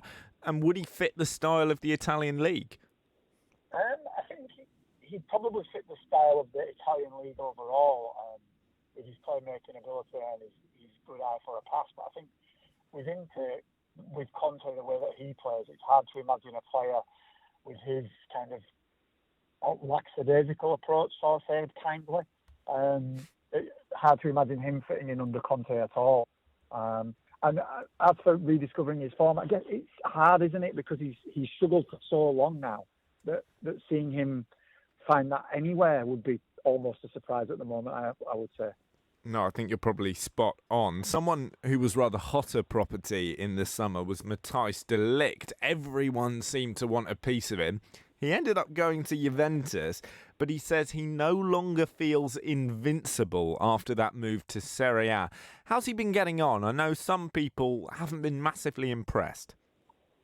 He was thrown into the first team much earlier than you were expected because of an injury to Giorgio Chiellini, which kind of sped up the process of him having to settle in. And he was really exposed in his first game. He looked nervous, exactly what he said about not feeling invincible anymore. He looks just like that, but slowly but surely since then, he's found his way back to his best. He's got a good understanding with Chiellini. They seem to be communicating on the pitch in English, which is a surprise. But it really does seem to be working out for him now, and having a regular run of games under Maurizio Sarri in a settled side, He really does seem to be finding his feet. It was a surprise really to hear him speak so plainly about it. Players are usually a lot more coy when they're struggling, aren't they? And it's kind of refreshing, but it's fully understandable. He's moved to a new country. He's got a new language to deal with, a new culture, a completely new team after spending almost his entire life at Ajax. And he's also, as daft as it sounds, he's changed from playing on the left-hand side of the back four to on the right. The other way around. He's gone from playing on the right to playing on the left. And that little bit of an adjustment has taken a little bit of time. But, yeah, he's looking sharp again, and he's put in some really good performances over the past couple of months. How big a boost is it for him to be playing with, learning from the likes of Giorgio Chiellini and Leonardo Bonucci? I think it can only help him, can't it? I think it's been great to see Giorgio Chiellini, even though he's going to be out injured until about February with this knee problem. But he's been around the team. He's been sitting on the bench with crutches for the past few weeks. And he really is such a leader and such a good communicator that you can imagine already that Matthias de Ligt will be learning from him. And Juve last month brought Andrea Barzagli, who retired in the summer, back as a technical contributor to the defence as part of Maurizio Sarri's coaching staff. And already some of the players, notably Juan Cuadrado, but de Ligt as well, have spoken about how that's helped them in training to understand what's expected of them, and just that voice of experience and knowledge, just a great resource to tap into for such a young player. Just finally, Adam, Italy have secured qualification for Euro 2020 by beating Greece 2-0 in Rome, and they did so wearing a lovely green kit. Just quickly, what's your take on this? Because I think it's gorgeous. It's an absolutely stunning shirt from Puma. It really is. I'm not quite sure that it's an Italy outfield shirt, but it was only the third kit, so it would be an incredible goalkeeper shirt. But to me, it just looks wrong as being an outfield shirt, as nice as it is. Well, it is a slight problem when the national team's nickname is Gliazzurri, i.e. the Blues, to then play in green. But there we go. Adam, great to speak to you. Thank you for your time. Adam Digby there, who's an Italian football expert. We're going to be talking a bit of cricket next, which is a love of our own Guy Watts. And you're particularly taken with this story, Guy. Yeah, I really like this one. It broke, I think, late yesterday. It's had a little bit of coverage in the papers today. It's done a lot better on social media, and that is because of one, Jimmy Neesham, the New Zealand all-rounder. So the story is, you may have caught this, that the ICC, the International Cricket Council, have scrapped the rule whereby boundary countback, which is to say the team with the higher number of boundaries hit during the innings, wins a tied game that is tied off the Super Over as well. Or to put that in layman's terms, the way that England won the World Cup back in July was on boundary countback because the Super Overs were tied after the normal innings were tied, and we won the World Cup because we'd scored more boundaries. Well, they've scrapped that rule. They decided it was a bit of a farce to have that deciding global tournaments. In the semi-finals and finals of ICC tournaments from now on, that rule will not apply. If it's tied after Super Over, they will simply have another Super Over. Blimey, imagine how many times we'd have had to play that in the World Cup final this summer. It felt like it was never going to end. Jimmy Neesham, who was, of course, part of the New Zealand team that day, he did actually come out to bat for New Zealand, hit Jofra Archer for 6 at the start of that Super Over, of course.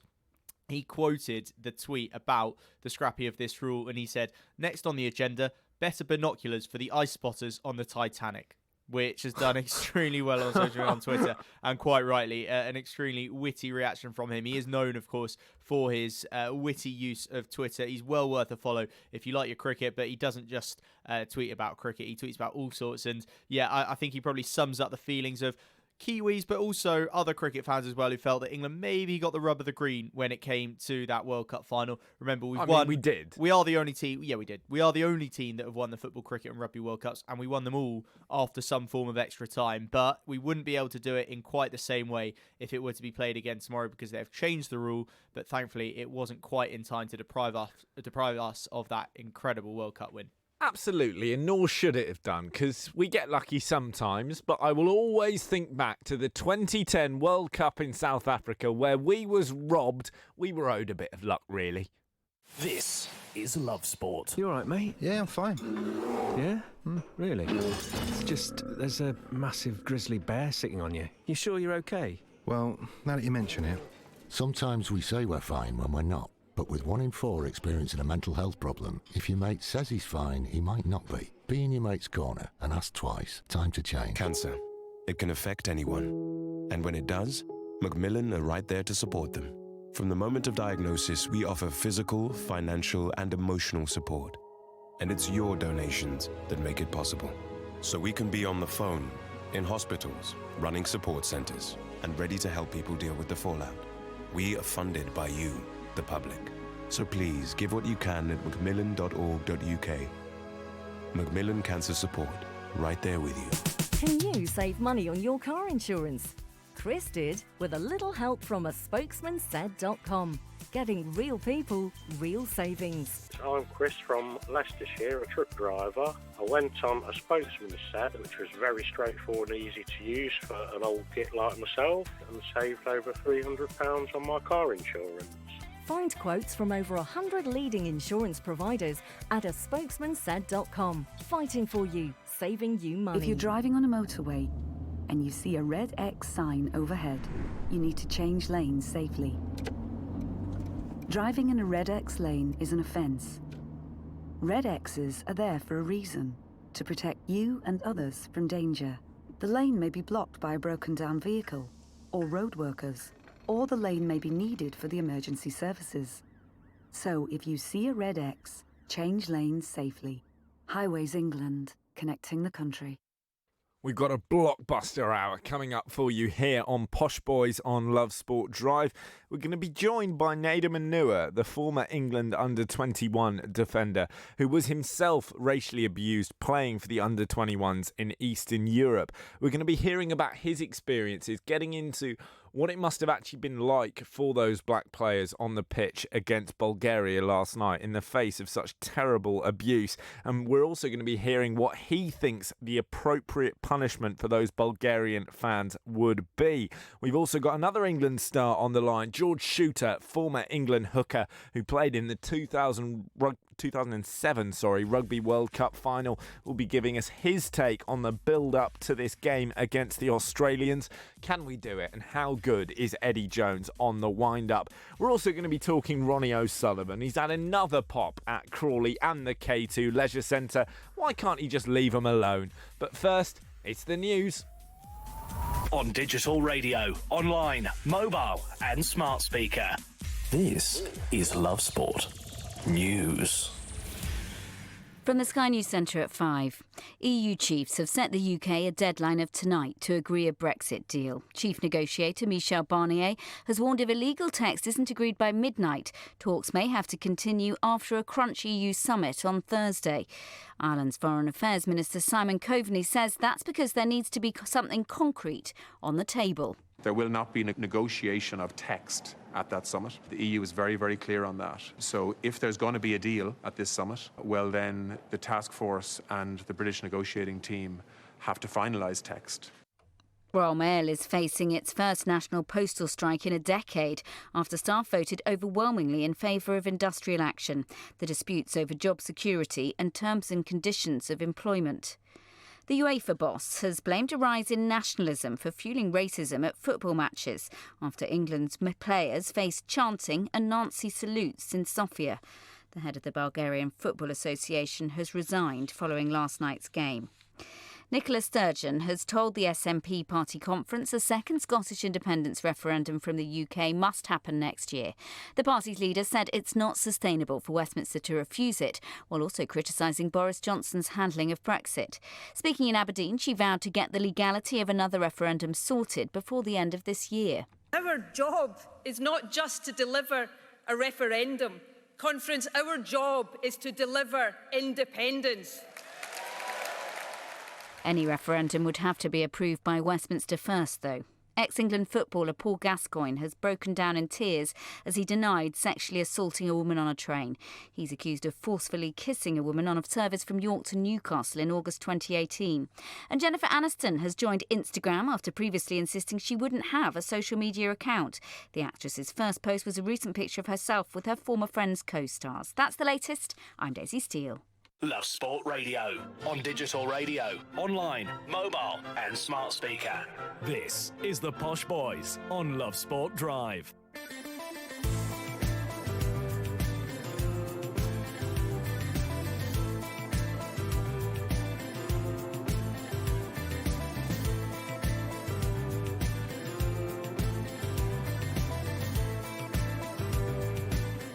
Good evening, it's the Posh Boys on Love Sport Drive. You're with me, Johnny Burrow and Guy Watts. Your top stories this evening. The president of the Bulgarian Football Union has resigned following the racist abuse of England's players in Sofia last night, while the UEFA president says it's time to wage war on the racists. How about we actually start doing something about it then, UEFA? And Ronnie O'Sullivan has reignited his feud with Crawley and, more specifically, the K2 Leisure Centre at Snooker's English Open. More on that later in the hour. But first up, Guy, I understand there's some breaking news on the Bulgaria situation. That's right, Johnny. Yeah, so interesting words from Alexander Chefrin, president of UEFA, says he wants to wage war. We shall see exactly how he intends to do that. The charges have been brought against the Bulgarian Football Union. 4 different charges. Racist behaviour, that includes chants and Nazi salutes, Article 14 of the UEFA disciplining regulations, throwing of objects, disruption of national anthem, and showing replays on a giant screen, which they were not supposed to do. 2 charges as well against the English Football Association. Disruption of the national anthem, something that the Bulgarian manager raised in his post-match press conference to use as an example of the England fans not behaving particularly well either. I think most people would say in different leagues, really, in terms of the sort of behaviour we're talking about from Bulgarian fans. And insufficient number of travelling stewards is something that the English FA have been charged with as well. Well, if the English FA are guilty of not taking enough travelling stewards, if the fans did disrupt the national anthem and that is some sort of offence in UEFA's weird world of punishments, then fine, there should be some punishment given out. But let us see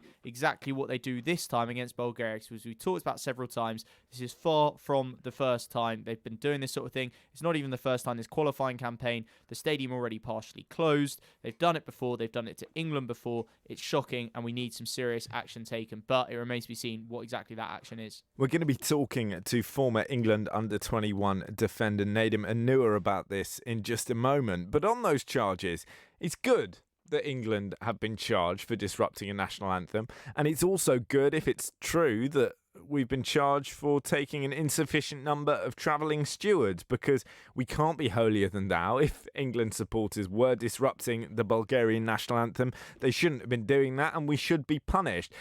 But as Guy's saying, the point here is which actual measures get taken. You can charge them for 4 things and us for 2 things, but it is about the punishments you give out. And I would like to think that the sanctions for being found guilty of racist behaviour, literally citing in the UEFA document chants and, as they put it, Nazi salutes, would be significantly, and I mean spectacularly, more severe than, for example, bringing an insufficient number of travelling stewards, which I would politely suggest is largely irrelevant in the face of that kind of thing. I'm not messing around. I've said this already on the show. The stadium closures aren't working. We were already playing in this game with a part-closed stadium because they'd previously been racist in fixtures against the Czech Republic and Kosovo. Little bans aren't working. Little fines aren't working. Let's ban them.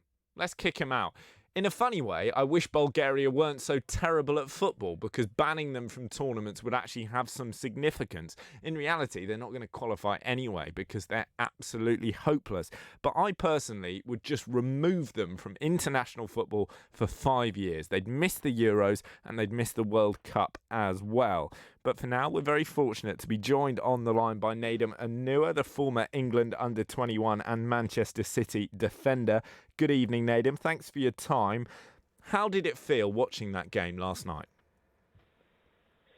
You know, it was a strange one, because I think for probably one of the first few times, people kind of expected something to happen, which isn't a great place to be in this day and age. But then to see new protocols and stuff go in play kind of feels like a step in the right direction, but just not necessarily a big one. But as I say, the bittersweet thing is, well, not the bittersweet thing. The problem is the fact that we're going into a game like that expecting to hear something or to see something, and lo and behold, we weren't let down. In your experience of representing your country and representing English clubs abroad as well, were you ever on the receiving end of this kind of thing? Yes, I was, yeah. So when I was playing for England under 21s, I received it a couple of times. One time at the European Championships in 2007 in Holland, through quite a big bunch of Serbia fans, and then the other time was in It's actually in Montenegro. I think it's when the country first became independent, and I experienced it there as well. And it's crazy. Both things were slightly different. So in European Championships, so to say, it was the foreign fan base in Holland. So Serbians had come and they were hurling abuse at myself and one or two others. Whereas in Montenegro, that was in their home nation, and some of that came from the fans, but quite a bit of it came from the security guards and the army and stuff that were supposed to be keeping us safe at the game. And when that happened, that rocked me more than anything, because I felt real fear in that moment. That is absolutely shocking. This is the story. So we played in the game. There were little bits who were throwing stuff at the team in general, but this was after the game. Myself and Joe Hart, we were walking down through the tunnel after doing the cool down on the field, and we had to walk past probably 10 to 12 security guards who had guns on them and all this stuff. They probably like army type people. And then I heard like a monkey chant start coming from 2 or 3 of them. So I turned around and I was going to go and say something. But as I did that, they all slanked together and started holding their guns up to their chest. So it's like, well, in that case, I guess I'll just leave there. I'll just get back to the locker room and just get out there as quick as possible. That is absolutely shocking. I'm sorry you had to go through that. In terms of what those guys like Tyrone Mings on his debut, Raheem Sterling, Marcus Rashford had to put up with last night, from experience, when you're out there on the pitch and you hear that kind of stuff coming from the stands, how does it make you feel? It shocks you, to be honest, because for all the years that you've played or whatever, you might hear 1 or 2 abusive things, not necessarily related to race, just general, probably over the top chanting from fans, especially away fans and so on and so forth. But when you hear something like that that's related to your race, it hits you differently. It really, really does, because it's not something that you go out expecting. You can walk into any arena and expect to have a tough time away from like the home fans and so on. That's fine. But when they cross the line in something which is just, some of the stuff that gets said anyway is unacceptable, but this is like next level type abuse. It does shock you, and it can take you away from the game for like a moment. Well, but thankfully, sorry, go on. No, sorry, Nadim, you carry on. No, I was going to say, but like for me, it makes you, it leaves you shocked for a moment, but thankfully you still got the game going on at the time. And I think for me, it never stopped me playing the game, because it was coming from outside. Because I've played in, most people have grown up playing in just a field, and it's just the players, no one on the side and so on. So that's what you're used to. But I think the real problem, like an even bigger problem still, with racial abuse is when it comes from, say, people on the field and so on, because that's when you probably get a bigger reaction from players, because it's direct competition, whereas you almost get to a point where you're expecting to hear nonsense from the crowd, even though this is obviously an extreme version of that. I suppose the big question, Nadim, is whether it should stop you playing the game. There were suggestions that the England team would walk off the pitch if they faced this kind of racist abuse.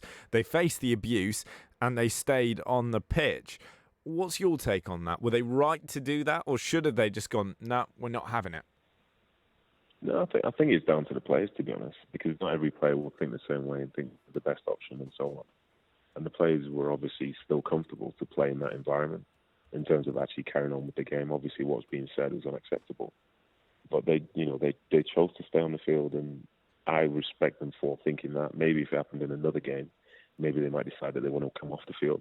But I don't know if that's necessarily going to be the answer, because due to the way that the laws of the game and so on are set up at the moment, if England were to have walked off the field, would that not be a negative thing against them as opposed to a negative against the people who are hurling the abuse? Because, there could be fines and all this stuff. But the fact is, these players, which is a credit to them, all they want to do is play the game. They want to play for their nation, and they want to try and help the nation qualify for European Championships. And, their end goal never changed, regardless of whatever was going on around them. So credit to them for that. But they should never have to play in an environment like that, never. Well, exactly. And the kind of things we saw were just blatant. It was shameless. There was no even attempt to cover the faces of the racists involved. We had monkey chanting, we had Nazi salutes and so on. From your point of view, what is the appropriate punishment here? Because I would throw not just the book, but the entire library at Bulgaria and the Bulgarian FA. I don't know, to be honest. I really, really don't know, because for some of this stuff, it's not necessarily things which just happen within a stadium, stuff which might happen within the country. Like there has been a rise in sort of right-wing activity and so on in Europe and around the world pretty much. So if you close off this football stadium to fans and punish the Bulgarian FA and all this stuff, does that really change the way that people think about people from minorities and black players, for example? Or is it just a case of those same people are going to arrive 5 years further down the line, but be more heated now because of the fact they've not been able to watch their national team for 5 years? You know, I don't know. I think they do deserve to be punished for allowing those people to come in because, as you say, it's so blatant. Like, if you can't pick out the people in the stadium, if they can't pick out the people in the stadium who would create the abuse, well, I'm sure that we could because we've seen the video footage ourselves. But then also for a lot of these guys, and I think this is probably one of the biggest problems with racism, is that for a lot of people, when you say to them that what you're doing is racist, what you're doing is wrong, they'll say, well, no, it's not. So if someone doesn't think that they're doing anything wrong, then they have no reason to change. And this is probably why in 2019 people are still behaving in this manner. In a funny way, that's the most troubling part of it. But let's finish with something more positive, because this was a great performance from the England football team. There were particularly brilliant performances, it should be said, by a lot of our black players, not least Tyrone Mings, who was making his debut. And I thought, in the face of not just the occasion, but the terrible atmosphere, was extraordinary. Looking at that as a centre-half yourself, how did you rate him? Yeah, I've been very highly for that performance. I think he's done really well the season so far for Villa, and I think he did really well for them last season as well. I think, as I say, real credit has to go to them, especially off the back of such a negative result just a few days earlier, because they were going into this game with a lot of pressure, especially being away from home. But the characters within the team and the quality that they have, they all came together, unified, and the common goal of trying to qualify for the European Championships is that's always there in force. And as I say, the response was incredible, and in that environment, I think that's really a big iconic result, in my opinion, regardless of who the opposition was.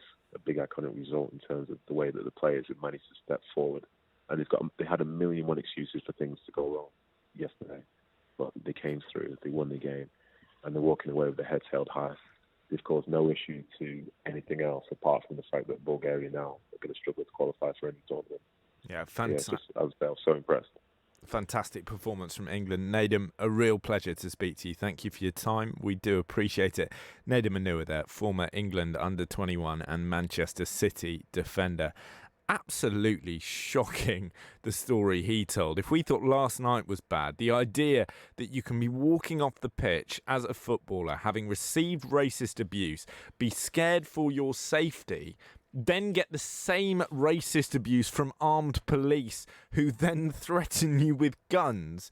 You just think, Johnny, how is this going on? You do, Johnny, but that was 10 years ago. 10 years ago, and I think he said that was in Montenegro, wasn't it? And I know that they're all obviously different countries, but the point is they are in a similar part of the world, and that was happening 10 years ago. It was 12 years ago he was talking about getting racially abused at European Championships by Serbian fans, and this sort of thing will have been going on. And I know that the further back you go, the more racism there was here in England and in other, if you like, Western societies. But the point is that we are talking about the here and now, and so in 10 years you're going, right, well, that was happening in 2009 in Montenegro, and this has just happened last night in Bulgaria. And what's changed? Almost nothing, you would say. And you just, I don't know, it's probably not particularly sympathy that they want, but you do feel sorry for the players that have to go out there and play. You must look at that fixture list, or when that group draw is made, if you're an England player, if you're Raheem Sterling, you know you're going to be in the team. You look down and you think, there's a chance of it there. Look at the countries in our group. Several of them, you would think there is at least a possibility of it happening. And that's not to say there's going to be any racism in their society. Of course, there's a bit of it everywhere. But where it actually manifests itself into racist behaviour at football grounds from the fans towards oppositions, that's terrible. And I think the point is, I think Nedum was right, or he certainly echoed how I feel about the punishment side of it, because what do? You ban them for 5 years. Great. Is 5 years going to be enough to get rid of racism in Bulgarian football fans? I doubt it. No, it's a good point. 10 years? Probably not either. But you can't do it forever. Can't you? I mean, for me, you still ban them. I think his point about that isn't how you address issues of race and racism in society more broadly. is a very good and a very complex one. But actually, why should a Raheem Sterling look down the fixture list and go, I'm going to have to put up with it in Montenegro as he did and in Bulgaria as he did? At the point where they are guilty of this, on this scale, on any given occasion, ban whatever nation it is. And if England do it, ban us as well. Ban them for 5 years. And once that 5-year ban is up, if they come back into international football and they do it again, ban him for 10 years. And I'm very happy to keep doing that for as long as it takes. I guess, in fairness, what you could say, Johnny, is everything else they've tried hasn't worked. The same countries are doing it over and over again. None of it works. Fines don't work. Perhaps the least we can do is give that a try. Yeah, that more ban extreme them. measure. Ban them. Throw the book, throw the library, throw everything. Ban them. This is Love Sport. You all right, mate? Yeah, I'm fine. Yeah?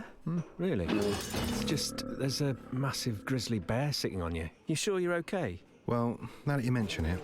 Sometimes we say we're fine when we're not. But with 1 in 4 experiencing a mental health problem, if your mate says he's fine, he might not be. Be in your mate's corner and ask twice. Time to change. Cancer. It can affect anyone. And when it does, Macmillan are right there to support them. From the moment of diagnosis, we offer physical, financial, and emotional support. And it's your donations that make it possible. So we can be on the phone, in hospitals, running support centers, and ready to help people deal with the fallout. We are funded by you, the public. So please give what you can at macmillan.org.uk. Macmillan Cancer Support. Right there with you. When looking for the best possible deal for his car insurance, Jim went on a spokesmansaid.com and saved hundreds. I'm Jim. I'm a radio presenter based in Glasgow. I couldn't believe how expensive the car insurance for our Citroen C4 Picasso was going to be from my existing insurer. I went on a Spokesman Said and saved an incredible £600. Just amazing. Find quotes from over 100 leading insurance providers at a spokesmansaid.com. Fighting for you, saving you money. My mum and dad say that I don't need lots of sugar. I'm sweet enough already. So we used the Change for Life food scanner app to find out how much sugar is in our food and drink. It's surprising how much we found. So I put my detective hat on to find the healthier choices. Woohoo! Found one, Mum! You can be food smart too. Download the free Change for Life food scanner app today. Monday is a truly awful way to spend 1/7 of your life, I guarantee it. Love Sport. The terrible news last night was the abuse that we saw, the Nazi salutes, the monkey noises, the chanting, which we're now told UEFA have charged Bulgaria with. But on the positive side of things, there was the England football team, not just in the way that they acted as ambassadors for the nation, the way Gareth Southgate, Harry Kane, Raheem Sterling led from the front, and more to the point, worked together. They were unified in their response, in their conversations, in the way they tweeted after the game. White players, black players working together as mates, standing up for each other. Beyond the brilliance of that, it was a hell of a performance. Almost you felt perversely spurred on by the abuse they were receiving. A 6-0 win away in Bulgaria. Raheem Sterling at his scintillating best. Guy, that was about as good an England performance as I've ever seen. It was good, Johnny. I agree. You know, it was so much improved from Friday night, and I think it's easy, understandable, but easy to lose sight of that in the context of what happened last night. I think there is a good deal of heart to be taken. I personally think it proved a few things selection-wise. So here's what I think we can learn from this. I think we can learn that Marcus Rashford, regardless of his poor form at Man United, and I'm not for a second as a Man United fan trying to deny that is what, you know, how he is playing for his club at the moment, I don't think that should mean he's not first choice for England. I think the England attack looks most potent when Rashford starts alongside Kane and Sterling. I think the three of them have a kind of synergy. I think they have also now a decent bank of experience of playing together. I think they look like they enjoy it. I think it brings the best out of Rashford. You know, one way or another, he is playing better for England than he is for Man United at the moment. He's scored from open play. We know how little he's done that for United recently. I think that he deserves, as good as Jadon Sancho is, I think he deserves to be the first choice in that front three for now. I think Tyrone Mings is worth touching on a little bit more, and we're going to speak to Tony Daly later on, who will talk to us a little bit about the racism, of course, but also as a former Aston Villa player, give us his thoughts on Tyrone Mings. I think that there are three young, unproven English centre-backs I think they're Tyrone Mings. I think they're Joe Gomez and Fikayo Tomori. I think any of them could do a good job. But Tyrone Mings was considered the next cab off the rank by Gareth Southgate. And I think that he gave a performance last night, admittedly against a weakish opponent. But I think he brought the same qualities to England as he brings to Aston Villa. And that's to say athleticism, it's dominance aerially, and it's actually really impressive composure on the ball. For a guy who's 6'5", 6'6", he doesn't half move naturally with the ball at his feet. And he had that one burst quite late on in the game where he carried it almost all the way into the Bulgaria box. He ended up laying it off, I think, to Chilwell. But the confidence that showed for a guy who was A, on debut, and B, had to report racist abuse from the stands and been part of a game that had been stopped twice because of that racism directed partly towards him. I thought that was really, really impressive. And I have no objection to him being the guy that's trusted to play alongside Harry Maguire. I think it gives us, physical dominance. I think it gives us aerial dominance. I think it gives us good quality on the ball. And I think Tomori and Gomez's time will come. Mings is a few years older. His journey to get there has been remarkable. I think he'll have that extra bit of hunger potentially because of what he's been through to get there. And I thought Harry Winks did what he does when he's playing well, which is move the ball quickly, be a good option for the centre-backs, always want the ball, and just add a little bit of pace, a bit of zip to our play. And as much as I like both Declan Rice and Jordan Henderson, I don't see a time, really, an occasion when having both of them starting England's midfield is our best team. That's my personal opinion. No, I think you're right. It ends up sort of lacking that zip, doesn't it? A word as well on Raheem Sterling, who was, as he always is, just phenomenal.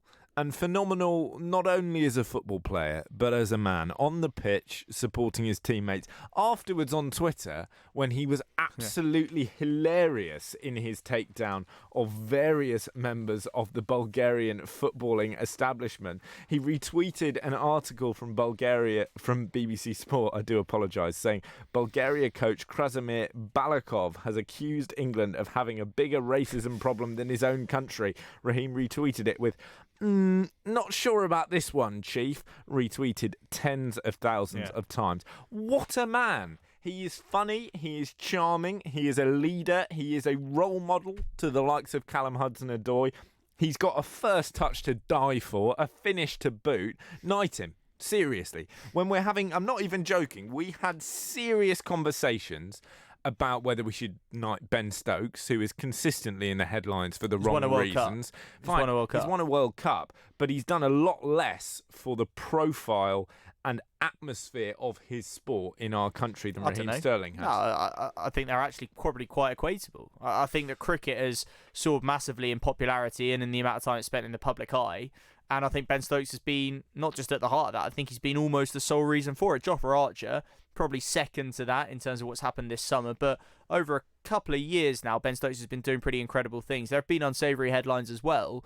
But let's not forget, for example, the reaction to the story that The Sun printed about the family tragedy that had affected his mum's children and all that sort of thing. The outpouring of support that he had there showed that, rightly or wrongly, and I think there may be examples of stuff in the future, possibly there was even one last week with the pictures of him and his wife that didn't get, I would argue, maybe as scrutinised as they might have been. I think he has put himself in a position where he is slightly above the same levels of scrutiny that or negative scrutiny that certain sports people do get. Maybe Raheem Sterling's done that as well. He's transformed his own image. He's led a kind of fight back against media portrayal of black players. He is defiant in the face of racist abuses we saw in Montenegro. And not only is he defiant, he's brilliant. I think you made the point earlier that it looked like he was almost raising his level to respond to the racist abuse he was getting.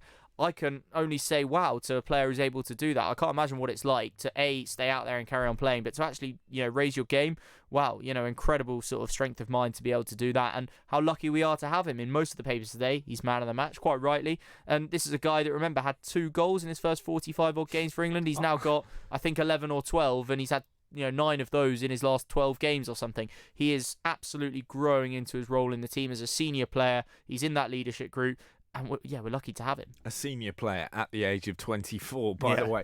We're going to look back on Raheem Sterling in 15 years as a footballer who was brilliant for England, but as a man who changed English football. I very firmly believe that. I think he is growing in confidence, not just, as you say, in that role in the team, but also in his ability and his profile to take on, for example, the media, to take on those Bulgarian fans. I think he's everything right about that England team last night. And actually Harry Kane did a really good job as well, because it must be very, very hard to take, not nearly as hard as being black and facing the racist abuse, of course, but tough to be the leader of the team and be white in that context where you are trying to support your black teammates, although it must be very hard to understand quite how they're feeling, and also be part of that decision about whether or not to walk off. I thought he did a spectacular job of talking to the referee, remaining in conversation with Gareth Southgate and, crucially, his teammates, of taking a really hard line on racism, but deferring to people whose views are more important than him. And, by the way, created goals for fun and a cracking finish at the end. Yeah, I agree with what you've said there, Johnny. I thought Kane did well. I thought Southgate did well. He talked, I thought, quite almost movingly about the whole dilemma that he faces. I'm not saying it's as hard for him as it is for the players getting racially abused, but he is in a difficult position. I think at times almost an impossible one. And I thought he talked really well about that after the Montenegro game. And I thought that he, had instilled a kind of confidence in his players to react the way they did on the pitch last night. And I think you have to give him some credit for that. Raheem Sterling as well, responding to a Piers Morgan tweet saying, no sweeter way to stuff it up these racist Bulgaria fans than for a black England player to destroy their team with his sublime talent. Raheem Sterling responded with a gif of Ainsley Harriott saying, delightful. So as you say, he's got that sense of humour as well. So yeah, I thought it was a win, obviously, for England on the pitch in terms of getting the 3 points, setting us, very much on course for Euro 2020, which is good to see. But I think a win for, these players and for, if you like, the way they are regarded by the public. Because I think, going back to the cricket, I think we've seen how not just winning, but the way you win is really important in building the public's belief in you and the popularity they have, that you have as a team. And I think that England winning the World Cup was one thing, for example, in the cricket, winning it the way they did was another. Having the Ashes series we did was one thing.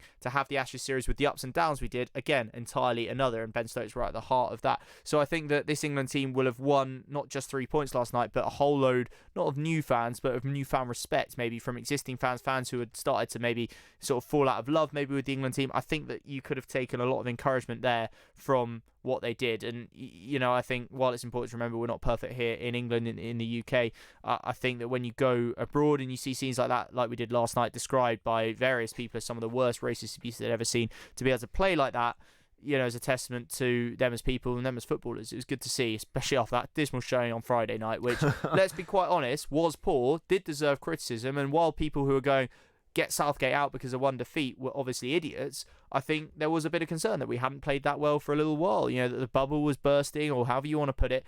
And one win against the poor Bulgaria side doesn't change all that, but it certainly leaves us in a better place ahead of the last couple of qualifiers in November. It does indeed. That momentum of the guys working for each other, working for the nation, and just playing well on the pitch. It's going to keep building. It's going to build right up to Euro 2020. And my feeling about this team for that competition could not be better. This is Love Sport. Join former Premier League goalkeeper Richard Lee and Patrick Christys for Love Sport Breakfast every weekday morning from 6:30. Do you know who else scored past me? Go on, Ronaldo. So much power.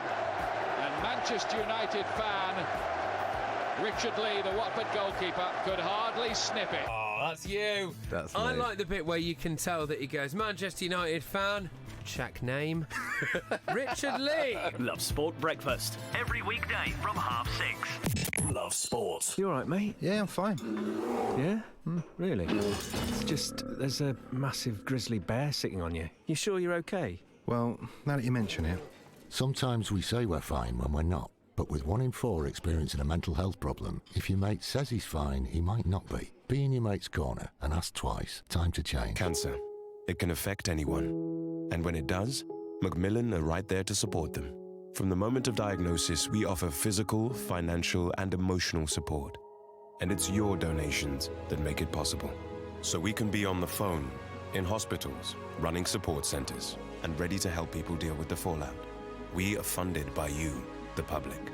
So please give what you can at macmillan.org.uk. Macmillan Cancer Support, right there with you.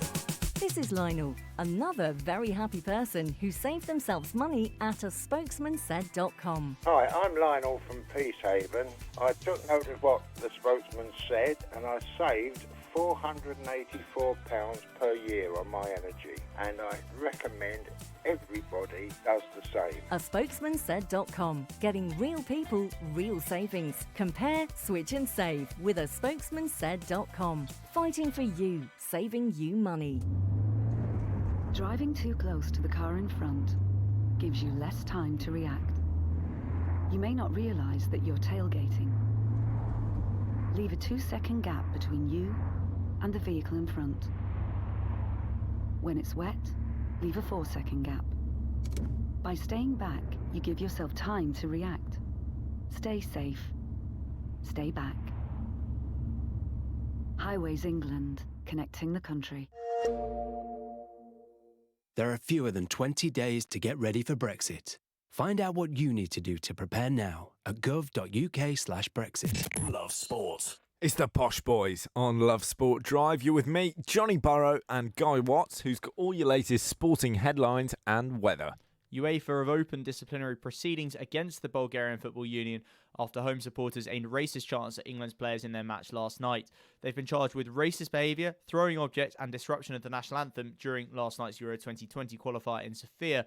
The English Football Association has also been charged with disruption of a national anthem, as well as providing an insufficient number of travelling stewards. Sports Minister Nigel Adams has written to UEFA urging it to urgently investigate racist abuse aimed at England's players last night. Adams says Gareth Southgate's side have his full support and asked for the punishment to be severe. Prime Minister Boris Johnson has also called on UEFA to come up with a real deterrent to prevent racism in football. Meanwhile, the president of the Bulgarian Football Union, Borislav Mikhailov, has resigned. He stepped down just hours after Bulgaria's Prime Minister, Boyko Borisov, called for him to quit after the racist abuse of the England players by home fans in Sofia last night. And in your weather, the band of rain that we've seen across the country today is going to move east across the UK overnight tonight. Tomorrow, rain in northern and eastern Britain will continue to pull away east through the day, with many areas brightening up a little bit later on. Elsewhere, there'll be some sunny spells, but with a few showers in the west, highs of about 15 degrees. That's the latest here on Love Sport Drive. In a moment, speaking to George Shooter, the former England hooker, going to talk a little bit of Rugby World Cup with him. That war of words between Eddie Jones and Michael Chaker is bubbling up nicely. This is Love Sport. Cancer. It can affect anyone. And when it does, Macmillan are right there to support them. From the moment of diagnosis, we offer physical, financial, and emotional support. And it's your donations that make it possible. So we can be on the phone, in hospitals, running support centres, and ready to help people deal with the fallout. We are funded by you, the public. So please give what you can at macmillan.org.uk. Macmillan Cancer Support, right there with you. This is Love Sport. Well, we love a rivalry here on Posh Boys on Drive, whether it's Australia versus England, Chelsea versus Arsenal, or Johnny Burrow versus Guy Watts. But you would have to say England versus Australia is top of the pile. And these things get even spicier when the rivalry extends from just the teams going at each other to specific individuals going for it as well. We're joined on the line by George Shooter, former England hooker who played in the 2007 Rugby World Cup final. Good evening, George. Thank you for joining us. We've seen a bit of wind-up from Eddie Jones up against his Australian opposite number. Are you a fan of this? I think it's quite amusing to look at from the outside, and there's a few good sound bites of that, but I don't really think it has much of an effect on the game. I mean, those two, Michael Checker and Eddie Jones, were fairly bitter rivals when they played against each other a bit, so I guess it's just sort of carrying that on. But I must say, I don't mind it. I don't think, like I said, I don't really think it affects the game too much either way. I don't think the camp of players will be listening to too much of the tit for tat from the coaches. In fact, they might actually enjoy it a bit as well, like me. Looking ahead to the game itself, we're hearing that Billy Vunipola is likely to be fit. How big of a boost is that for England? Yeah, I think it is a big boost. I've not been overly impressed with his game of late. I don't think he's playing anywhere near as high a standard as he has done it in previous years. But he's still psychologically quite a big player for England, and actually having him involved is very important. And from that point of view, and if he does have a big game, then even better. George, part of this build-up, this war of words between Eddie Jones and Chaker is kind of added to by the fact that Eddie Jones' record as a coach against Chaker with England is 6-0, and some of those games, some of those performances have been among the best we've seen in Eddie Jones' time with England. What do you think that's been down to? Is it just coincidence that we've played so well against Australia? Has it been because Australia haven't been poor, and haven't been great? Sorry, and do you think it will make a difference come Saturday?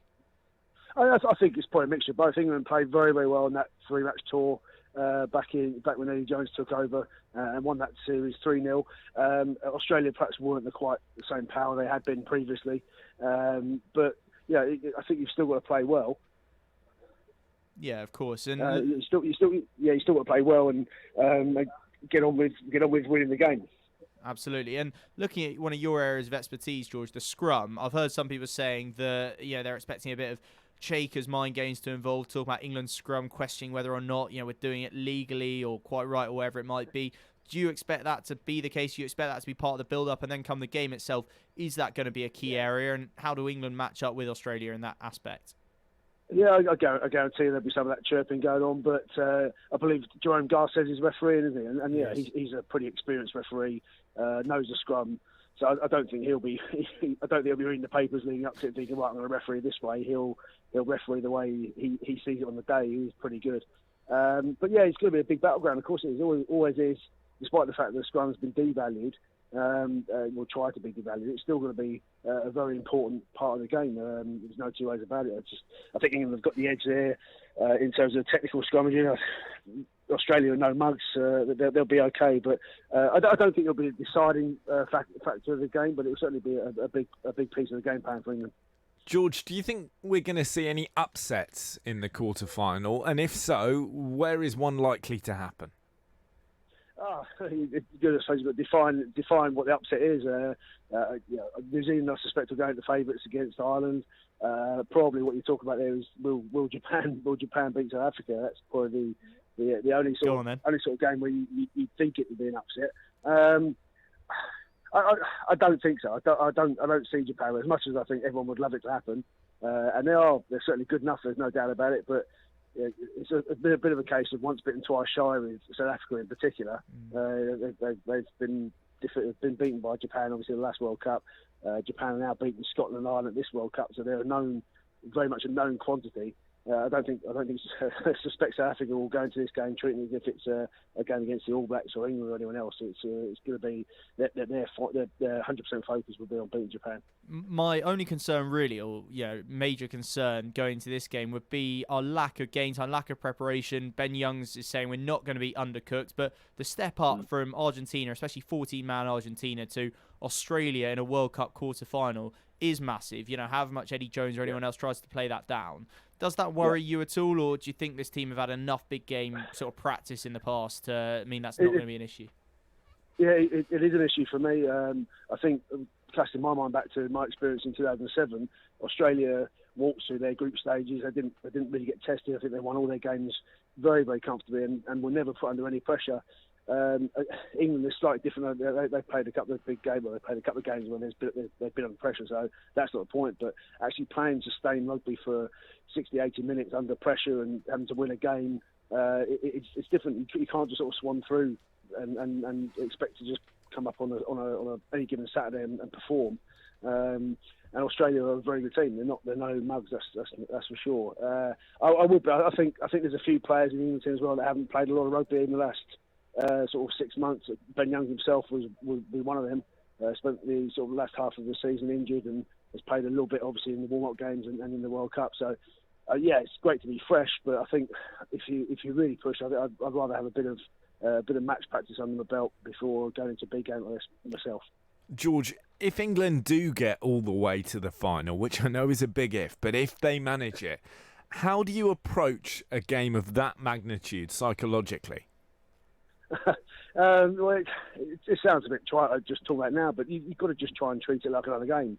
It's obviously not, and human nature will make you think about the whole occasion, the size of the crowd in the stadium, the people watching on TV, and so you sort of you're just sort of kidding yourself. Really, it's just another game. But if you let it blow out of proportion, you end up then worrying more about playing the game and playing the occasion and playing the atmosphere than you do actually about getting your tactics right and your technical stuff right. So it is tricky. It's not easy at all, and I think that the winners have generally been the best team who've been able to deal with it the best as well. It's not just about being the number one team in the world at the time. It's actually, can you deal with the pressure and the whole weight of the occasion while still maintaining the play that's got you there, the tactics and the individual play. Lastly, George, if I could just get you to cast your mind back 12 years to a night in Marseille. Last time we met Australia in a Rugby World Cup knockout game. We won't talk about 2015, of course, and that group stage game. What are your memories of that game where Johnny Wilkinson kicked us to victory? How did that go? And do you think it'll be the same sort of tight, needly game, or do you think it'll be a bit more high scoring? I think it'll be a different game. We were scrapping and scraping for everything we could get. Well, throughout the whole tournament, really. After the pool game against South Africa, we were really trying to dig ourselves out of the hole. That game in Marseille was one of my favourite, top 2 or 3 favourite memories in my career. Full stop. We were massive underdogs. The Aussies were in the press all week, sort of talking us down and disrespecting us and giving us this sort of dressing room wall material, and we used it. And I think, as I said earlier, they've never been under pressure in that World Cup until that point. First sort of half an hour, we kicked the ball, we tackled them, we put them under pressure, scrummed them, mauled them, and they didn't have an answer to it. And yeah, it wound up being, say, one of my favourite days, and a cracking night as well, because we all sat around in Marseille afterwards and watched New Zealand lose to France. So made it to a doubly great day. But I mean, I think it'll be a tight game this weekend. These are 2 pretty well matched teams. England are a far better team than we were at this stage, so I guess there won't be the same sort of desperation and scrappiness from them as there was from us. They'll be a bit more clinical and a bit more refined, but I think England have got a great chance if they can really turn the screw up front and get on top of the Aussies, control the field, which is the way they seem to be playing at the moment. Control the field position game and the territory game. I think Australia are dangerous, but they're certainly not out of England's control. I don't think England can really sort of keep them under. Hopefully we can do the business. George, great to chat to you. Thank you for your time. George Shooter there, former England hooker, who of course played in the 2007 Rugby World Cup final. I think we're looking good, Guy. We are, and actually it's interesting talking to George and getting him to relive that 2007 quarter-final. So just to recap very quickly, as he referred to, we'd lost 36-0 to South Africa in the pool stages, right? So I'm saying, are we undercooked? We've had 3 bonus point wins. We'd lost 36-0 to South Africa, scraped into the quarterfinals. Before the game against Australia in the quarters, everyone's going, well, Australia have pretty much won this. They're pretty much into the semis. England in disarray. And we managed to come through and win that game. I know we were only 4 years on from the World Cup win. The mentality was maybe slightly different. You had players like Wilkinson, Delalio, Rugby World Cup winners in that team. We don't in this one, but the preparation is so much better. And you've just got to think, if we can play, I think, 80 to 90% of our best, then we're in a great position to beat this Australia team. Eddie Jones has a brilliant record against Michael Chaker in this Australian team. They haven't beaten us in 6 attempts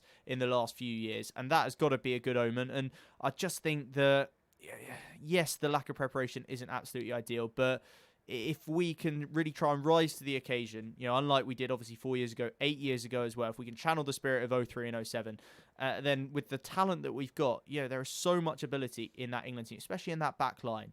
Tuolangi, Johnny May, Elliot Daly, Anthony Watson. You might have Jack Noel or Kokana Singer on the bench, maybe Jonathan Joseph as well, not to mention Farrell and Ford. It's so exciting that I really think we should be gutted, disappointed, not just because we're out of a World Cup, but because we've not lived up to expectations if we don't win this game on Saturday. But I, for one, can't wait. You can't beat a game against the Aussies, can you? Guy, which sporting phrase begins with "it's" and ends with "home"? Johnny, I don't know. You stumped me. Can't think of one. It's coming home. Love Sport Radio, the station giving fans a voice. You all right, mate? Yeah, I'm fine. Yeah? Really? It's just, there's a massive grizzly bear sitting on you. You sure you're okay? Well, now that you mention it. Sometimes we say we're fine when we're not. But with 1 in 4 experiencing a mental health problem, if your mate says he's fine, he might not be. Be in your mate's corner and ask twice. Time to change. Cancer. It can affect anyone. And when it does, Macmillan are right there to support them. From the moment of diagnosis, we offer physical, financial, and emotional support. And it's your donations that make it possible. So we can be on the phone, in hospitals, running support centers, and ready to help people deal with the fallout. We are funded by you, the public. So please give what you can at macmillan.org.uk. Macmillan Cancer Support, right there with you. AsSpokesmanSaid.com is a leading price comparison website that allows you to compare every energy tariff on the market in seconds. We have more deals than any other comparison website offering energy prices, and our impartial independent switching service is free of charge. Nearly 50% of UK households have switched bills, and there are hundreds to be saved. Visit AsSpokesmanSaid.com, as recommended in The Guardian, The Times and The Sun. AsSpokesmanSaid.com. How are you? How are you really? Modern life can be busy, and sometimes it's easier to look after others before looking after yourself. But there's only one you. And making small changes to your lifestyle now could improve your chances of staying healthier longer. So take the first step to a healthier you with our free How Are You quiz. See how you score and get personalised tips and support. From how to eat a little healthier to turning a 10-minute walk into exercise. Just search One You. If it ain't broke, break it. Love sport. Before the Chicago Marathon, which he proceeded to run by his own lofty standards spectacularly badly in, Mo Farah was challenged about his relationship with Alberto Salazar. He was asked obvious and straightforward questions such as, how do you feel now that your former coach of 6 years has been proven to be a shameless drugs cheat? And why did you not cut ties with your former shameless drugs cheat coach when he was first accused of being a shameless drugs cheat in 2015? Mo Farah's response seemed to be to allege a racist agenda of the press against him. He sought to put himself in a category, rather topically, with Raheem Sterling and Lewis Hamilton, saying, listen, I see what you guys do. This is a witch hunt against me because I'm a successful young black man. And Martin Samuel is saying, no, we're not questioning you because of your race. We're questioning you because your coach has been found guilty of cheating, Guy. Quite right. Yeah, it's sort of similar to what we've been saying, really. I think Martin must have been listening to us, but I did think a couple of the points he made were interesting in today's Daily Mail, in his column, as you say, talking about it as the same racism, if that's the word he wants to use, being Mo Farah, as the one suffered by Bradley Wiggins or Galen Rupp or even Maria Sharapova. It's the racism of suspicion, of association, of uncertainty. So not racism at all, really. And I think that sums it up nicely. The point is that Mo Farah has right now about as much association with the likes of Lewis Hamilton, about to win a 6th Formula One World Championship drivers title. Raheem Sterling, who possibly with his performance last night affirmed his national treasure status even more than he already has in the last year or year and a half, or however long you want to say he has been doing that sort of thing for. He's so far away from that at the moment, not just because it's a little while since he did anything brilliant in the world of athletics, not just because Rio seems like quite a long time ago, but because of the way that the last couple of years have panned out for him. And it's not gone brilliantly, I think it's fair to say. His little flirtation with marathon running, perhaps Tyson Fury and his flirtation with WWE could learn something from that. Although you can't really liken marathon running to WWE. It's apples and oranges, isn't it, really? A little bit shoehorned there, I apologise. But yeah, I think Mo was extraordinarily misplaced in doing that. And Martin Samuel points out the irony of the man who actually changed everything for Mo, for everyone else, being a white man, Lance Armstrong. He said the trust in sport changed that day when we all realised as a world as a whole that Lance Armstrong hadn't been the brilliant returning hero, the guy who'd overcome cancer to win 7 Tour de France. He was a prolific drugs cheat. I think when we realised that, it did change sport forever, for better or worse, whether you want to admit it or not, it just did. And Martin Samuel points out that if you're a racist, you don't wait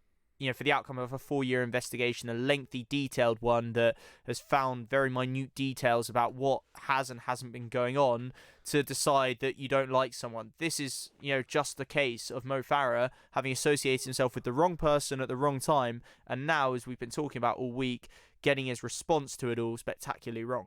Well, look at those Bulgarian fans last night. They weren't shouting questions about, have you ever worked with a coach who dopes, at those Black England players. They weren't questioning anything. They weren't even alleging that they'd done anything wrong, apart from, in their bizarre worldview, being black. They were shouting monkey noises. They were doing Nazi salutes for no reason other than their own racism. Mo Farah is not in that boat. No one has said anything racist from a press point of view that I've heard at Mo Farah. No one is even really chasing Mo Farah. This isn't a witch hunt. No. it's following a fairly large trail, not even of breadcrumbs, but loaves of bread. It's ironic, isn't it? He talks about there's a witch hunt against me. The point is, arguably, well, no, let's put that aside. He has not been the subject of direct allegations, right? He's never failed a drugs test. And he's never failed a drugs test. And yet there are questions for him to answer, and he always responds with, "It's not about me." Well, no, it's not about you, but there are still questions to answer, and you only make it look a little bit more suspicious for you as an individual when you take such a defensive stance. And he clearly is getting certain PR advice that I imagine he's paying a lot of money for, and he's also using his own intuition, for better or worse, as for whatever that may be, to decide what approach he's going to take, what answer he's going to give. I personally would say that he should ask for his money back from that PR company or whoever it is that's advising him how to go about all this, because I don't think he's doing his image any good. His image as a person, as a personality. Well, for example, Raheem Sterling is not only being brilliant on the football pitch, devastatingly brutal on social media, but fantastically outspoken in some of the societal issues that we're facing. Mo Farah is just being a bit cringeworthy at best, embarrassing, appearing to not get big issues around him and his sport. It's a contrast that I think Raheem Sterling would have been as unamused as we were to read that comparison earlier this week. At the moment, Mo Farah is behaving like the boyfriend who walks into the living room and sees his girlfriend scrolling through his mobile phone and just dives and grabs it out of her hand and goes, "Stop looking at that. It may well be that there's nothing in the mobile." You've never Mo. been that boyfriend, have you, never, Johnny? No, of course, no, never. no. But why are you so desperate that she shouldn't look through it? Or the Alan Partridge bit where one of the hotel workers, I think Sally Phillips' character, goes to open one of his drawers in his hotel room and he dives across the room to shut it. I'm not saying Mo has done anything like that. No, he wouldn't bring an irregulation-sized plate to the hotel buffet, a la Partridge. No, he wouldn't, because I'm sure he's on a very strict diet plan, which doesn't involve eating anything like as much as filling up a 12-inch plate. But you're quite right, Johnny. I agree that he's not doing himself any favours. I just thought it was quite interesting to point out a couple of what Martin Samuel's points were in today's Mail, in case you'd missed that, because it's always nice to see someone who's writing and opinions you respect echoing what you've been having to say. So a day pleased to read later, that. I might suggest, a day Martin. later, yeah, very suspicious if we're talking about suspicious circumstances. Shall we touch on Ronnie O'Sullivan as well? The genius, the maverick that is Ronnie O'Sullivan, although probably not regarded as that down in Crawley, is he, Johnny? He seems to have it in for the place. He's just got a problem with them. He, of course, opened this feud last year when he described the K2 Leisure Centre, which, of course, is the venue for the English Open, as a hellhole, alleging that various rooms inside the facility, and I quote, smell of urine. He's gone one further this year and gone for Crawley overall as the whole place. He said, "Every day in Crawley is a day lost in my life." And you just think, when you are inside a darkened room playing snooker for how many hours a day, how relevant is it, right? If he's in Paris playing snooker in a dark room, can he tell that the Eiffel Tower is 600 yards away? Can he tell that there's a freshly baked baguette round the corner? Outdoor snooker could be good. Outdoor snooker, or something on the Champ de Mars. Have the French Open with the Eiffel Tower in the background. Perhaps they could go to some of the other stunning places around the world. They could play on beaches. They could play in mountains. And Machu Picchu. That way, it really would be a comparison. But actually, I hadn't really thought of that. The previous venue for the English Open was Barnsley. Not particularly glamorous. Now it's Crawley. But seriously, obviously what not is the glamorous. relevance? But You what's get- it matter? You get out of your taxi, presumably. Your bodyguards and your agent wheel you inside the area. You get brought your lunch. You eat your lunch. You go and play some snooker. You get back into a car and you go to the hotel. And I'm sure, Ronnie, that even in Crawley there are fancy hotels. What is the issue? You're just This being is a a snob. sport. This is the sport where the glamour event of the year. I'm not, by the way, trying to have a go at snooker. I really like snooker. But the glamour event of the year, the World Championships, take place in Sheffield. Right? It is not like he is being dragged, completely, out of character He's for been the circuit. denied the bright lights of Sheffield. It's not like they're playing in New York and Hong Kong and Berlin and places like this. They're playing in Barnsley, Crawley. They're playing in Bridgend, and they're playing in places like this, and obscure places in China where they're willing to throw a load of money at the players to get them out there. And we heard yesterday that he's going to start playing 80% of his events in China. He used to hate China, but maybe having gone to Crawley for the last couple of years, he thinks, well, it must be better than this. I don't know. Ronnie O'Sullivan, I think sometimes just makes it up as he goes along. I think he likes the fact that it gets us talking about him. It gets him and it gets snooker in the papers. I think there is a big part of it. Nick Metcalf told us yesterday, didn't he, that this is partly the stuff about China. This is partly he's got a TV series coming out, and he may be a maverick. He may not go with a lot of societal conventions, but everyone likes to plug themselves, don't they, and give themselves a bit of publicity when they got something coming out to plug. So, it's probably as simple as that. In a way. I just wonder if we upped the prize money for the English Open to £800,000, would Ronnie O'Sullivan suddenly decide that the K2 Leisure Centre is the most leisurely, the most luxury facility on the face of the earth? Somehow, I think he probably would. This is Love Sport. You all right, mate? Yeah, I'm fine. Yeah? Really? It's just there's a massive grizzly bear sitting on you. You sure you're okay? Well, now that you mention it. Sometimes we say we're fine when we're not, but with 1 in 4 experiencing a mental health problem, if your mate says he's fine, he might not be. Be in your mate's corner and ask twice. Time to change. Cancer. It can affect anyone. And when it does, Macmillan are right there to support them. From the moment of diagnosis, we offer physical, financial, and emotional support. And it's your donations that make it possible. So we can be on the phone, in hospitals, running support centers, and ready to help people deal with the fallout. We are funded by you, the public. So please give what you can at macmillan.org.uk. Macmillan Cancer Support, right there with you. Think the energy price cap will save you money? Think again. You could be saving a lot more on cheaper energy tariffs. Price comparison site A Spokesman Said will show you just how much money you could be saving against your current tariff. Don't throw away your hard-earned money to the energy companies. Check out aspokesmansaid.com and you could switch to cheaper bills in minutes. thespokesmansaid.com. Fighting for you, saving you money. You probably think you're pretty good at multitasking behind the wheel. I mean, you have to multitask to drive. So what's wrong with checking your phone? The thing is, your brain simply doesn't work that way. Even a quick look at a message, or firing off a quick reply, affects your concentration and makes you less able to react to hazards. If you use a mobile phone while driving, you're 4 times more likely to crash. Think. Put your phone away. Coming up on Posh Boys on Love Sport Drive, we're going to be chatting to former Aston Villa and England winger Tony Daly, getting his take on the terrible racist abuse those England players suffered in Bulgaria last night. And also, as a former Villa man, we'll be getting his take on the brilliant debut of Tyrone Mings. Imagine that, you're making your England debut, it's already highly charged, the pressure is on, then you're getting terrible racist abuse from the stands, and you are still composed. You're still brilliant with the ball at your feet, and you still keep that clean sheet. Just spectacular. We're going to be talking Ronnie O'Sullivan. We're going to be talking Henrik Larsson, who fancies a job in the lower leagues of English football. And we're also going to be finding out what delights we've got coming up for you after 7 o'clock. But first of all, it's time for all your latest headlines.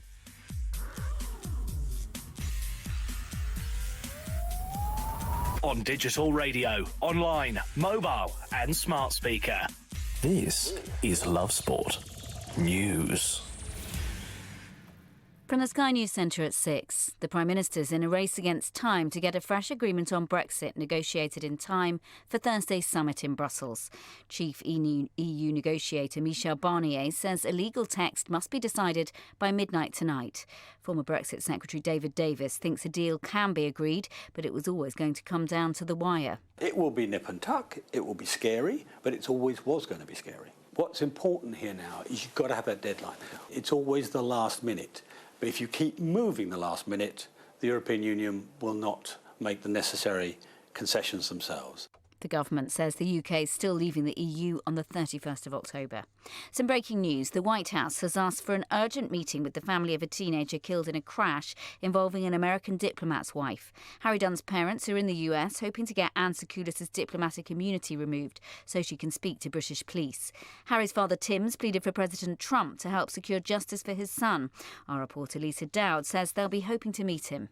They feel that perhaps he is the only person who can rectify this situation. So they don't know who they are meeting yet. All they know is that it is a senior figure at the White House.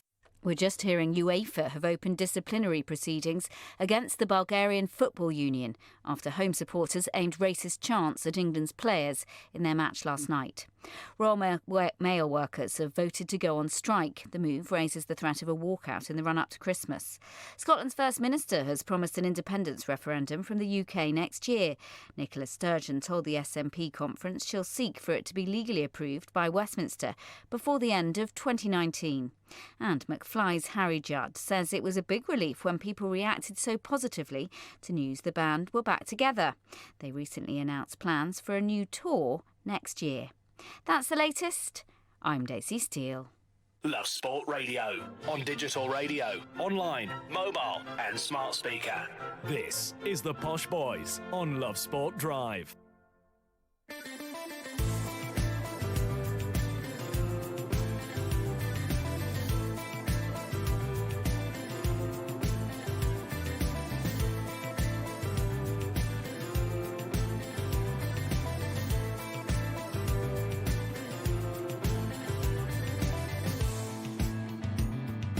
Good evening, it's the Posh Boys on Love Sport Drive. I'm Johnny Burrow, I'm joined by the wonderful Guy Watts.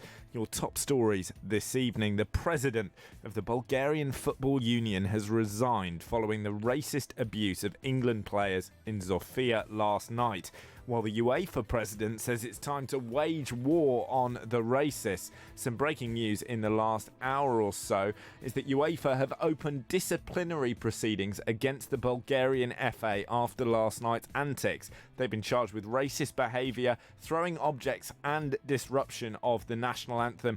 England, by the way, have also been charged with disrupting a national anthem and failing to bring enough stewards with them. Updates for you as we get them. And we're asking you, what punishment should Bulgaria face for their behaviour last night?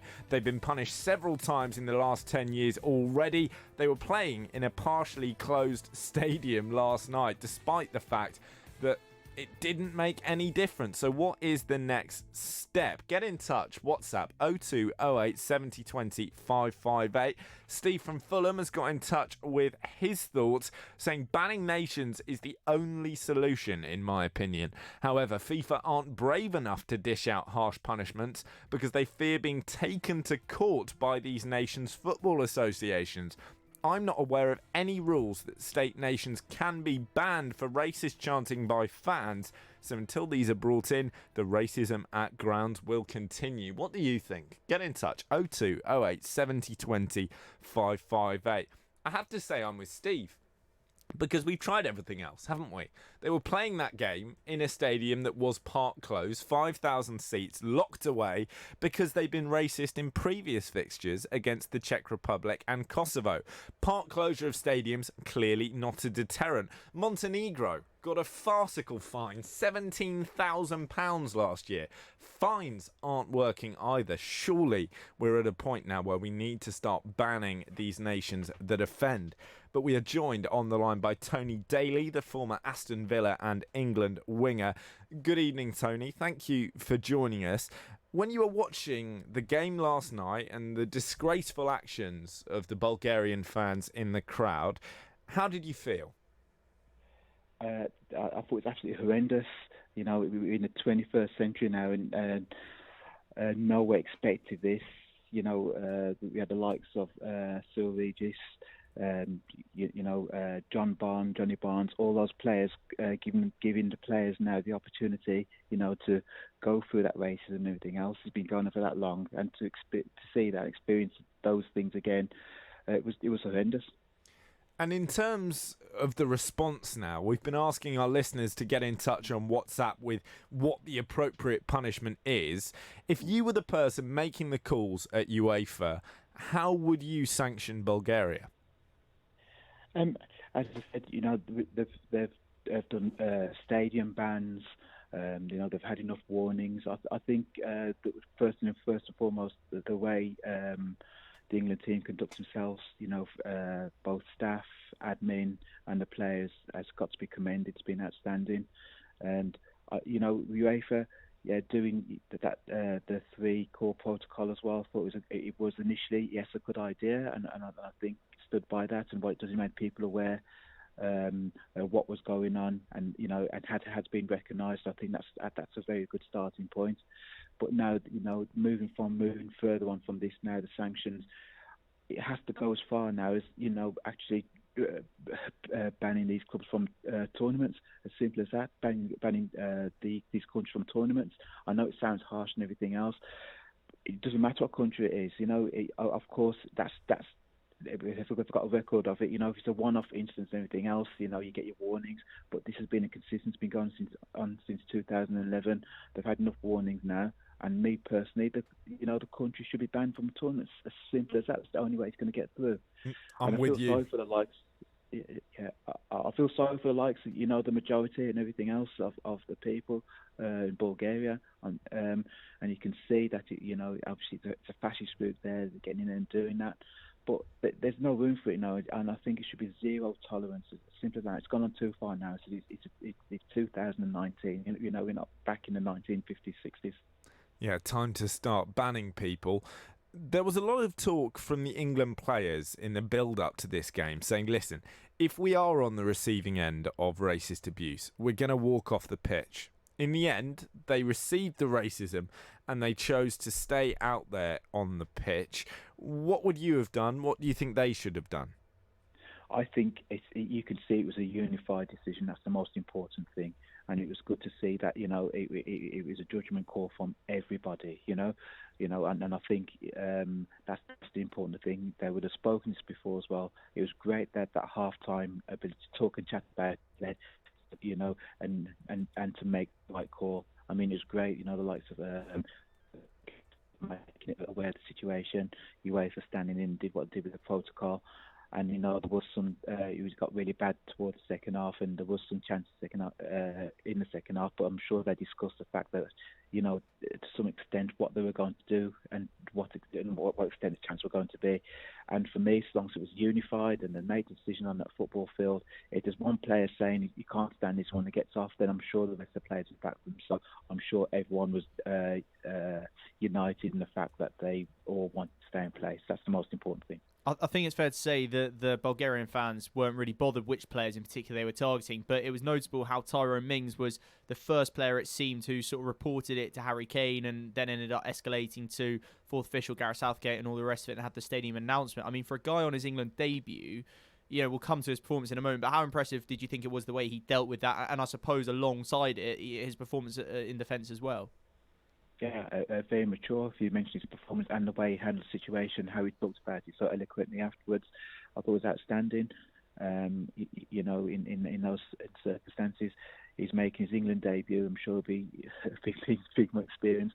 He'd be really stressed about it, anxious to do well and everything else, and to have that on top of it and produce what he did was outstanding. So again, he showed a lot of maturity for someone coming in and making his debut. Just on a footballing level, Tony, as well, obviously you'll watch him a lot at Villa as a former Villa player yourself. Is he someone who could be a long-term option in there alongside Harry Maguire, possibly instead of him? Is he good enough to be first choice for England now? Listen, he's got a long way to go in terms of where he is now, but he's come to the forefront. David was an example of how he's been playing for Villa this season. He's tough, robust, can read situations. He's quick. He's got a fantastic left foot. You can see he can step out as well. We've seen him step out, and and he's very comfortable on the ball, and has the ability, to play long balls. But that's the bonus. But most importantly, he can defend, which is great. He loves defending, as you can see as well. So, he came in. I thought he had a fantastic debut. I'm sure he'll be pushing the likes of the other centre halves for a permanent England place. Tony, when we're talking about Villa players doing the business for England, should Jack Grealish be in the mix there as well? Jack Grealish is an excellent talent. The last couple of years he's been outstanding.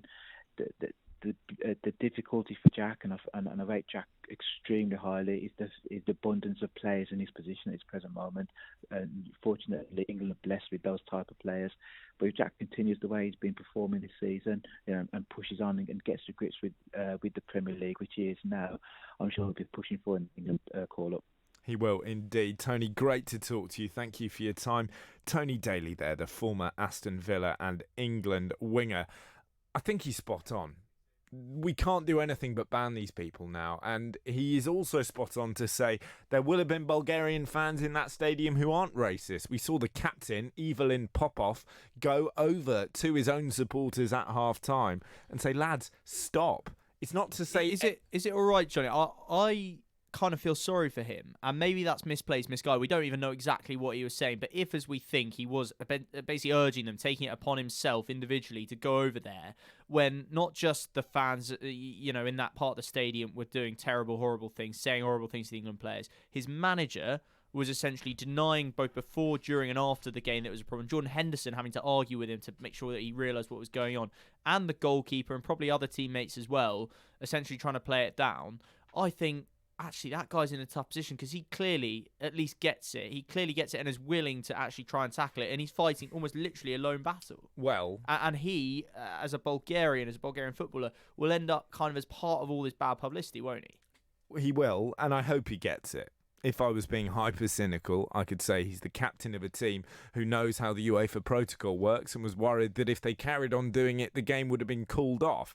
I think he does deserve credit either way for going over and having a word, and I certainly hope that he was disgusted by the racist abuse in the same way that the England lads were. But even if he was being a total saint and has totally perfect views on everything, tough luck. I'm sorry, Evelyn, you're part of a team which is being supported by vile people. And frankly, if you have to punish everyone, and this isn't a thing against Bulgaria or Eastern European nations or football in Eastern Europe, it is against any nation, and I put England in that bracket, any nation who are consistently racially abusive at the football. Kick them out. Kick them out of the next Euros. Kick them out of the next World Cup. It might not make a difference. If it doesn't, ban them forever. I really don't mind. You should not be expecting young black men to be effectively locked in a cauldron of racist abuse, which is what they had last night. In their place of work. Yeah, I think you're right, Johnny. I think, though, that exact sort of issue, and UEFA are obviously one of the richest organisations in the world. They have plenty of resources. Whether or not they come up with what is considered to be the right sanctions is something we're all waiting to see. Exactly what that is, it's impossible to say. As Gareth Southgate said last night about the England players staying on, he said, we weren't going to please everyone. You never can, but you can get a bit closer, I think, than UEFA have in the past on that issue of what UEFA need to do. Let's hear from Bobby Barnes, among a couple of others, the Deputy Chief Executive of the PFA, his thoughts on what needs to be done. We have to then go back to the sanctioning process and make sure that the sanctions are strong enough to actually ensure that those are deterred. I believe that ultimately that could be, whether it be points deductions or expulsion from competitions. I think it's got to be the latter personally now, Bobby. I know the politicians have got involved as well. You may or may not like that, but they have. Nigel Adams, the sports minister, he's written to UEFA. This is what he says he's said. UEFA must now get its response right, leaving no doubt that the consequences of failing to tackle this issue will be severe. And just for the sake of balance, Shadow Sports Minister Rosina Allen-Khan MP as well, this is what she's had to say. So I am asking our government to ensure that we are backing up the FA to seek the harshest possible punishment. Stadium bans are a must. Forfeiting matches and expulsion from tournaments must not be ruled out. Always easier, I say, Johnny, to sort of extol the virtues of very severe punishments or policies or whatever it might be. When you're in opposition, you don't actually have the opportunity to put those into place. But I think she's right there to call for severe measures, and Nigel Adams doing something very similar as well. Hopefully Boris Johnson stays clear of this. When he gets involved in football, doesn't tend to go too well. Ask the people negotiating around the London Stadium or the people who play with him in that charity game a few years ago. But you know it's big when politicians get involved. But you know, I just hope that if there are more instances of it here in England as well, that they would do the same. But this is clearly a more of an institutionalised issue, isn't it, when it comes to Eastern Europe, when it comes to Bulgaria in particular, because it's happened recently, it's happened longer ago in the past, it happened 8 years ago against England, happened again last night. But I feel that last night, for better or worse, was different. And, you know, Ian Wright, for example, said he was happy it was a good night, if you like, for fighting racism. Because it was bad that we're going to be forced into action. I think that unfortunately is probably a good way of summing it up. Let's hope that we're saying that in another few weeks, few months' time about it as well, not just on the day after. Just finally, I should note with Evelyn Popov, there is a quote being attributed to him after the game. Do you think a foreign player would like to come and play in Bulgaria after what happened tonight? Racism is a world problem that needs to be eradicated. We're all people, regardless of skin colour. Fair play to him, and it is sad that, as far as I'm concerned, he should be banned from international football. But if that is what it takes, Evelyn, that's it. Love Sport. Get ready for Brexit on the 31st of October. Brexit will bring changes that affect businesses in many ways, particularly if you buy from EU suppliers, sell to EU customers, provide services to EU clients, and receive customer data from other businesses in the EU. Businesses need to prepare. Find out how at gov.uk/Brexit. Get ready for Brexit on the 31st of October. Cancer. It can affect anyone. And when it does, Macmillan are right there to support them. From the moment of diagnosis, we offer physical, financial, and emotional support. And it's your donations that make it possible. So we can be on the phone, in hospitals, running support centres, and ready to help people deal with the fallout. We are funded by you, the public. So please give what you can at macmillan.org.uk. Macmillan Cancer Support. Right there with you. Have you had enough of extortionate energy bills? A spokesman said could help you find the cheapest energy deals on the market. Don't take our word for it. There's hundreds of spokesman said customers who've saved big. Brian from Derbyshire saved £400 on his energy bills, and Tony from Northampton saved a massive £2,800 on his gas and electric. A spokesmansaid.com, the leading price comparison site where you can switch to the cheapest energy tariffs on the market in just minutes. Thespokesmansaid.com. Fighting for you, saving you money. Before you set off on a long journey, remember to check your vehicle. Are your tyres correctly inflated? And are the treads deep enough? Have you got enough fuel? Is your oil level right? Checking your vehicle doesn't take long, but can prevent a breakdown or accident and save you money. So, before you set off on a long journey, check your tyres, fuel, and oil. Highways England, connecting the country. I love it when it's windy. That way you can tell it's my real hair. This is Love Sport. Well, I'm all for an unorthodox managerial appointment, but Reading's latest offering is bizarre by anyone's standards. It certainly is, Johnny. Although I think in fairness, you probably could have put Jose Gomez into that bracket as well. He's the man they sacked last week. Mark Bowen's the new manager. Raised some eyebrows, this one. He's been an assistant to Mark Hughes at several clubs, several Premier League clubs as well. But he was, until yesterday, the sporting director at Reading. It got some people wondering whether or not he had basically given himself the job. Here's what he had to say. I saw my reputation getting burned away in a matter of minutes. But listen, I was the sports director. I had no say whatsoever in Jose Gomez's dismissal. And I got a phone call again from the owner and his representatives and wanted to know if I wanted to take on the job. I don't believe you. I'm going to be honest, I don't believe you.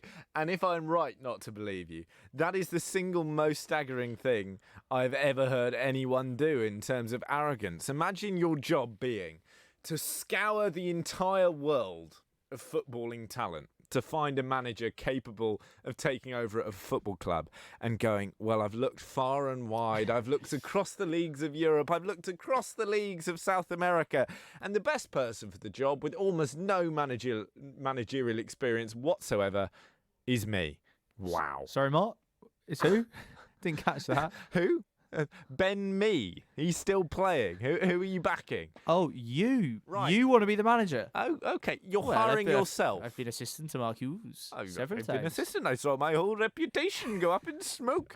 What are you doing? Did he have a reputation? Did anyone know who Mark I've Bowen never was? heard of him before he gave himself a job. I don't think Reading fans knew who it was. They might have found out a few days before when he sacked Jose Gomez. Oh, he didn't sack him. Nothing to do with the departure of Jose Gomez. Or the appointment of Mark Bowen. Well, it's an interesting one, isn't it? I know we had a Reading fan on the from one of the supporters' YouTube channels on the Breakfast Show this morning. I think they're sort of don't know whether to be amused or kind of confused and gutted by it. But it's a bit of a weird one. It's a bit of a gamble, that's for sure, with their championship safety very much in the balance. Have you ever given yourself ever appointed yourself something, Johnny, when you had the right to, but probably shouldn't have? Yes, I think so. Well, I actually had the opposite, where I was captain of my uni football team. Right. And the role of the captain at that level is that you pick the team. And it quickly became apparent to me after about, well, not that quickly, 5 games, that we were a much better football team, oddly, if I wasn't on the pitch. And so I actually sacked myself, effectively, as a player. I stopped picking myself in the team, and we went on a spectacular run of results, having got sort of 1 point from 5 games, and ended up winning the league, which bizarrely, coincidentally, obviously coincided with my removal from the team. That is a bizarre coincidence. I don't think I've hired myself, though. I don't think I've ever gone, I'm the best man for the job. I've done something similar. I've got a Saturday League football team at the moment that I kind of started. And when it began, just because I sort of had done most of the organising, I was like, I guess I'll be captain then, fine. And I was probably never the right person to do it. We lost nearly every game in our first season, although I did hand over the armband about halfway through to a friend who moved down, who was the right captain. I was just keeping it warm for him, honest. Obviously. But while I sacked myself in that, I did also hire myself as the manager, a position that I've held on to this day. It feels pretty good. Because you can pick the team, you write the theme tune, sing the theme tune. It's pretty good. I'd recommend it, Johnny. But the difference there, Guy... I've done a Mark Bowen. You've done your reputation. The difference I there... don't think I've got a reputation left among my team. Well, when you're just dealing with, at that level, let's be honest, the lads, and it is you and your mates, if they don't want you as manager... If they decide, the players this is, that they're not happy with the decision you've made, it is very, very easy for them to remove you from that position. If the fans don't like it, they can just stage a coup. At this kind of level, Mark Bowen has that job now. If the Reading fans aren't happy... Has he kept hold of the job as sporting director? Does he get to decide paid double. who hires and fires the manager? Because if so, he's got a job for life. That is amazing. Imagine that, just going on a kind of reign of terror where you see a team through multiple relegations and go, no, we really think the manager's going to turn it around any day now. He's got real quality. Real quality. Well, we'll see, won't we? Reading not doing brilliantly, of course, in the Championship so far this season. Their first game, I imagine there'll be more eyes than there normally would be. They've got a game this weekend. Let me just see, who are they playing? They're playing Preston North End. It's actually a tough game. It is. And it's a particular worry for Reading because struggling near the bottom of the table this year isn't a blip. They were down there last year. They very easily could have gone down if it wasn't for a great run of form towards the end of the season. So actually, if Mr. Bowen isn't as good as Mr. Bowen thinks Mr. Bowen is, they are going to be in serious, serious trouble this year. They certainly are, Johnny. They certainly are. We'll be watching with interest to see how the self-appointed man... Glee. Sorry? I'll be watching with glee. With glee, if it all goes wrong. Yeah, it'll be interesting to see how quickly he gets another job, but maybe he'll always have to make himself sporting director first and then appoint himself as manager. Anyway, that's enough about Mark Bowen for now. In something completely different, the route for the Tour de France for next year has been announced, and Chris Froome has reacted to it already. He says it's brutal. He says it'll be won and lost in the mountains, which he says suits me fine. Of course, he's won it 4 times, and he was odds-on favourite to win it for what would be a record-equalling 5th time this year, but was ruled out because of a 70-kilometre-an-hour crash that left him and a brick wall it left him in a rather worse position than the brick wall, let's put it that way. But yeah, the route for next year is very much one for the climbers. Lots of summit finishes, and the final stage before the final stage, because the final stage is just ceremonial, of course, the sprint finish in Paris. The final stage before that is a time trial that finishes, a summit finish, up the Planche des Belles Filles, which is, I think, around a 29-kilometre individual time trial, which is going to be absolutely brutal. Lots of climbs before that as well, and it could be really, really decisive. We had a thrilling race this year that was actually slightly disappointingly cut short, really, because of weather conditions near the end, but it looks like it's set up to be another really exciting race next year. So many good climbers around at the moment, not least just within Team Ineos. The dynamic between Froome, Egan Bernal, the reigning champion, and Geraint Thomas, who won it last year, is going to be fascinating to watch. I think cycling is a little bit more glamorous, a little bit sexier than it's been for a few years, isn't it? It really is. And I think Egan Bernal is part of it, not just because he was a first Colombian winner of the Tour de France, but because he is young and he is exciting. And for non-cycling aficionados, he basically came out of nowhere to do that. He is someone to get behind. I think he's not one of the same old established names. And then you had Geraint Thomas and his win and the drama and the narrative of that as well. So those have been 2 stories that have really captured the imagination of cycling fans and just sport fans more broadly. Let's not lose sight, though, Johnny, of the fact that Chris Froome is the one that we're hearing the reaction from. He says it's going to be brutal. He's in no doubt, clearly, that he's going to be there on the start line, and he's about to start riding a bike, which just, I 4 can do months? that. Yeah, I know you can, but you haven't broken your femur and your neck, have you, in a crash with a brick wall a few months ago? True. Yeah, all right. Although you did break your thigh last year, didn't you? No, I broke my hip, Broke mate. your hip. Much more serious. Eat your heart out, Chris Froome. No, but on a serious note, it was an absolutely brutal crash, and it left him, well, not fighting for his life, but in intensive care, I think it was, and he lost pints of blood and all that sort of thing. Horrible, horrible injury. And he's talking about winning the Tour de France for a 5th time. If he were to do that or even get close, I think that'd be absolutely remarkable. And he is one of the most single-minded, obviously, driven athletes we've ever seen, really. There's no doubt that he'll give absolutely everything to get back there. But we know how brutal Sir Dave Brailsford, how brilliant he is at making sure that ultimately Ineos or Sky, as they have been, come out on top. If Chris Froome needs to be relegated to being a super domestique for Egan Bernal, if that's what needs to happen, I'm sure Dave Brailsford won't shy away from it. But already shaping up to be an exciting Tour de France next year. Is Dave Brailsford well enough to take charge? Well, I don't know about the latest, Johnny. I know that a few weeks ago, obviously, we'd heard that revelation that he'd suffered from prostate cancer. But even already, when he was giving that interview, just a couple of weeks on from the operation that he'd had, he was with the team on the bus for the Tour of Britain. I think it is going to take something. Well, obviously, prostate cancer is extremely serious, a very severe illness, but it's going to take some, major setback for him not to be right there at the forefront of the Tour de France next year. Remember, Ineos had huge involvement in the Eliud Kipchoge Well, he had it sub-2 across marathon. his He did stomach. indeed, as I think Patrick pointed out. It's like, irony perhaps of athletes being sponsored by a chemicals company, but they were sponsored by Team Ineos. And so Dave Brailsford was one of the people they consulted on, the many marginal gains, if you like. I feel like Dave Brailsford coined that term. The marginal gains that were needed to go under that 2-hour barrier. So, I think Dave Brailsford fighting his way back to fitness. And, an exciting looking route. One for the climbers for next year, but that normally means good drama on the Tour de France. Got lots more to come. We're going to be hearing from Charlie Hawkins very shortly here on Love Sport Drive Back. What's coming up for you after 7 o'clock? This is Love Sport. Join former Premier League goalkeeper Richard Lee and Patrick Christys for Love Sport Breakfast every weekday morning from 6:30. Do you know who else scored past me? Go on, Ronaldo. So much power. And Manchester United fan Richard Lee, the Watford goalkeeper, could hardly snip it. Oh, that's you. That's I me. like the bit where you can tell that he goes, Manchester United fan, check name, Richard Lee. Love Sport Breakfast every weekday from 6:30. Love Sport. You all right, mate? Yeah, I'm fine. Yeah?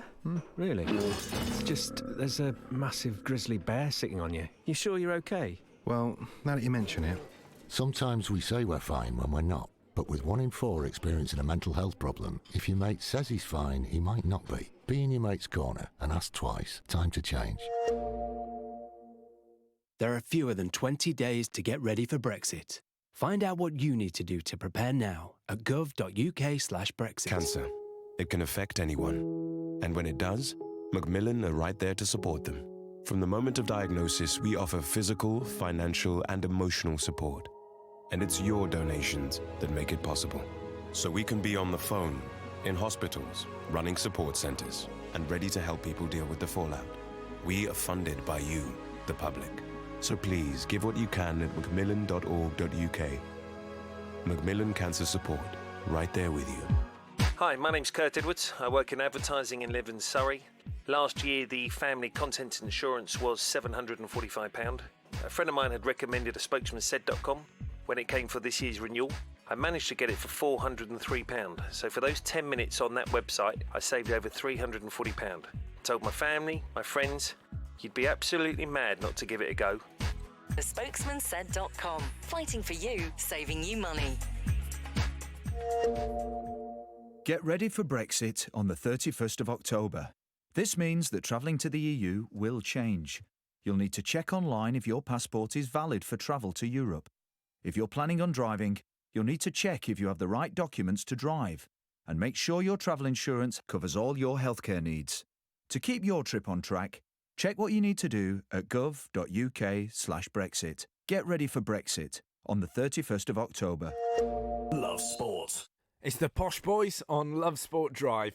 I'm Johnny Burrow, and Guy Watts has all your latest sporting headlines and weather. UEFA have opened disciplinary proceedings against the Bulgarian Football Union after home supporters aimed racist chants at England's players in their match last night. They've been charged with racist behaviour, throwing objects and disruption of the national anthem during the Euro 2020 qualifier in Sofia. The English FA has also been charged with disruption of a national anthem, as well as providing an insufficient number of travelling stewards. Sports Minister Nigel Adams has written to UEFA urging it to urgently investigate racist abuse aimed at England's players last night. Adams says Gareth Southgate's side have his full support and asked for the punishment to be severe, while Boris Johnson, the Prime Minister, has called on UEFA to come up with a real deterrent to prevent racism in football. And meanwhile, earlier on this afternoon, the president of the Bulgarian Football Union, Borislav Mikhailov, has resigned. He stepped down just hours after the Bulgarian Prime Minister, Boyko Borisov, called for him to quit after the racist abuse that we saw last night. Ireland, of course, kicking off against Switzerland in their Euro 2020 qualifier just over an hour's time. They've just named their team. We'll bring that to you in a moment. They can qualify for Euro 2020 with a win tonight, remember. In your weather, there is a bit of rain heading across the country, heading eastwards overnight tonight. That's going to push through into tomorrow as well. Rain in northern and eastern Britain continuing to pull east through the day. Some areas, though, brightening up a little bit later on. There'll be some sunny spells, but with a few showers in the west too. Highs of around 15 degrees in the UK. That's the latest here on Love Sport Drive. Very shortly, going to be hearing a story from Billy the Bee from the Brentford Fans Show here on Love Sport. Also, a dedicated follower of England Away about a racist fan that he encountered in Poland at the Euros a few years ago. It's well worth a listen, so stay with us to hear that in a moment. This is Love Sport. Cancer. It can affect anyone. And when it does, Macmillan are right there to support them. From the moment of diagnosis, we offer physical, financial, and emotional support. And it's your donations that make it possible. So we can be on the phone, in hospitals, running support centres, and ready to help people deal with the fallout. We are funded by you, the public. So please give what you can at macmillan.org.uk. Macmillan Cancer Support, right there with you. Love Sport. On Love Sport Breakfast this morning, we heard from Billy the Bee of Love Sport's very own Brentford Fan Show and the Besotted podcast. Billy is a Black England fan, follows the team home and away, and he told this story about an experience with a racist football supporter at Euro 2012. So I went to the European Championships in Ukraine and Poland, and but this one, I went with my wife because my wife's Irish. So I went with my wife. I said, "So I tell you what, I'm going to England, to Ukraine, but beforehand, let's go to Poznan with Ireland." So we flew over to Poznan. We had a right laugh in Poznan. We sat down there. All my Polish mates, because, you know, I've got chums all over the world. So my Poznan mates, we sat down there in the bar outside in the square, having a right good drink, having a right good laugh, watching Poland play. Next minute, just outside where we were, it all starts to kick off. So I turned around, and there's all these skinheads, they're really badly dressed skinheads as well. Like, you know, their jeans are half the way up, you know, the big braces, like big fat collars and stuff. Really, really badly dressed skinheads. But they were kicking it off with the police, everything like this. So of course we started shouting, going, "You're out of order, you Nazis, blah, this and the other." And this guy turned around to me and goes, "That is out of order. You can't call them Nazis. Do you know about Polish history?" I said, "Oh, really sorry, mate. You know, I didn't." He goes, and then he sat down there and he really paused and he said to me, "By the way, you're not going to be very happy with me." I said, "Why's that?" He goes, "I don't like black people." And he said that to me at this bar, and I said, "Wow, all right." And I said, "Really?" He goes, "Yeah." I said, "Why don't you like black people?" I said, "Hold on a second, hold on a minute. Tell you something, I'm going to go to the bar, I'm going to buy you a drink, right? I'll get you a drink, and then we sit down there, and you're going to convince me why you don't like black people." So we sat down there for an hour while this guy tried to convince me why he didn't like black people. He was perfectly well spoken. He was a nice bloke, as per se, but he sat down there and he was talking about people taking Polish girls and this, that and the other. I mean, my wife was going rabid at him. She's going, "What are you talking to him for, the Nazi?" I was like, "Just step back a little bit." But I sat down there. But these situations were happening. But the guy, in his head, he was thinking, "I don't like black people." His reasons were completely illogical. I sat down there, and after an hour, I couldn't convince him. He couldn't convince me. So I said, "Tell you something, we have to go along our way. You know, if I stay here for much longer, my wife's going to actually throttle you. So I'm going to leave you. I'm going to leave you be." And we went about our business. But he was a nice neo-Nazi type person, and in the square were quite horrible, skinheady type, horrible, nasty people. So how the hell, if you can't even convince him, how are you going to teach those characters? It's pretty harrowing stuff from Billy the Bee there. I hadn't heard that story before, and so I was sitting listening to it in the same way that you were at home. And my honest expectation, Guy, was that it would have a happy ending, that they would have their beer, that he would meet Billy, and I know Billy well, he's a lovely guy, and he would see that here is an intelligent, pleasant black man, and he probably just, didn't know very many black people and would then see the error of his ways.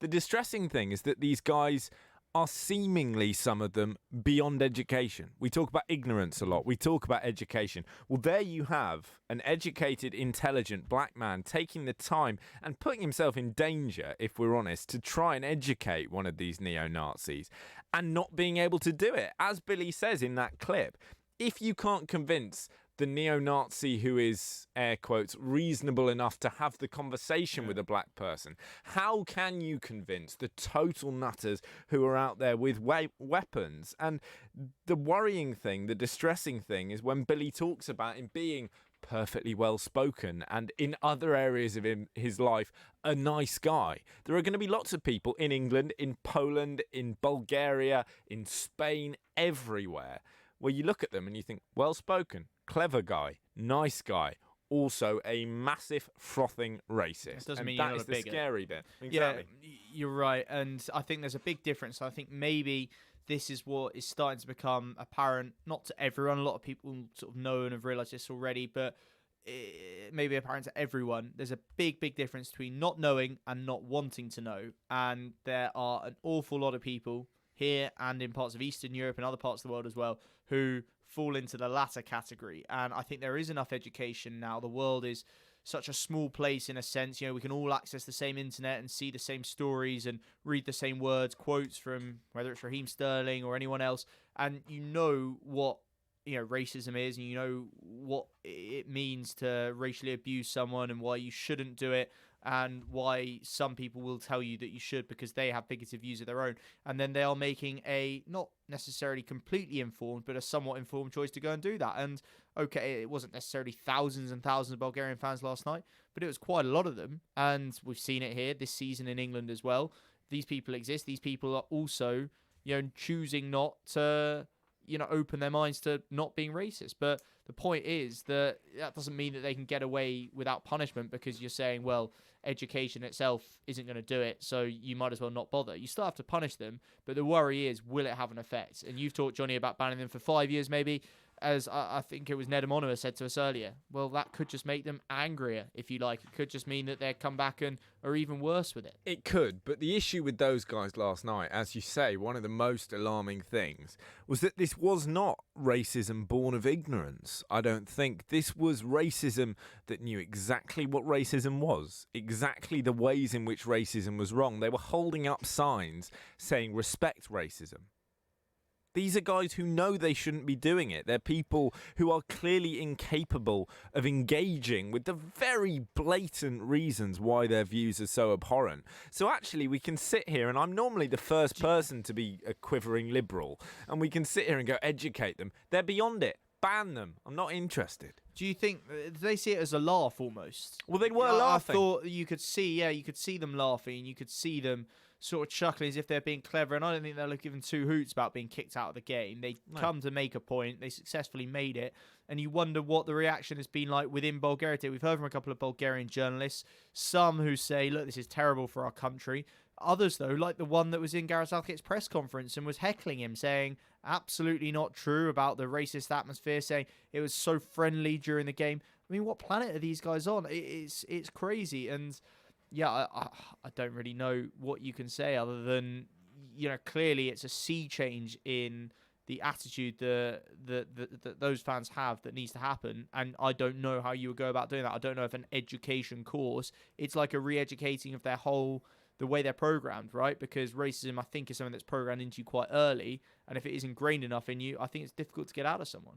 I cannot and will not speak for Bulgaria as a whole, but speaking exclusively about that stadium, there was a culture problem in that stadium because beyond just the skinhead morons who were there with their arms in the air making monkey noises, if you watch the clips back, there are other people, there are women in the mix, men with slightly more hair as well, who aren't making monkey noises and who aren't raising their hands in a Nazi salute, but they're still laughing. And they're still not saying anything. They're so blasé about it. It's clearly just been normalised for them. English football is not perfect when it comes to racism. But if you were at Old Trafford or I were at the Emirates and the bloke next to us stuck his arm in the air like that and started making monkey noises, I would like to think we would say something. And if we didn't feel safe enough to say something, which is reasonable, we would call the police. Or we would tell a steward. We wouldn't just be there like he just talked about the weather. You know, they're just so not fussed by it. Yeah, I think you're right, Johnny. I'd like to think it would be different in that regard, at least, because as we've acknowledged, there are problems here. As Bulgaria have been keen to point out, we have problems. I think last night showed that it's on a slightly different scale over there. One of the other things that came out of this, slightly different, but an interesting one nonetheless, was a Twitter spat. Piers Morgan in Twitter spat shock. Yes, I know you're probably thinking, not again, but yes, again, this time with Stan Collymore. I want to know what you made of this one, Johnny, because it came about after Stan Collymore screenshotted an invitation from a producer on Good Morning Britain to come on the show, what would have been this morning, to have a chat about what happened in the game last night. And obviously Stan Collymore, a high-profile former England footballer, a black footballer who has spoken a lot about racism in the past. I'm a producer, and it seems like an entirely reasonable request to have made to him. Yeah. His response was to quote the tweet and say, "Institutional racism for you. Let's get the token black on to talk about racism, but let's not call him to talk about a sport he played for 20 years. No thanks, GMB. My race isn't a 2-minute bit before you give someone from Geordie Shore an hour to show you their new nails."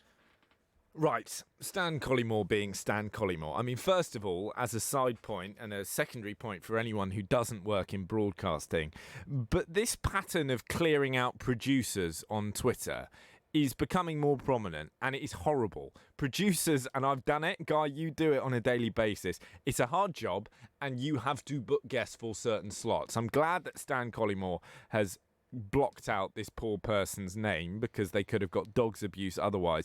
Producers are doing their job. Unless they've done something completely outrageous, please leave them alone. On the point of whether this is institutional racism, it's a tricky one. Stan Collymore is a black man.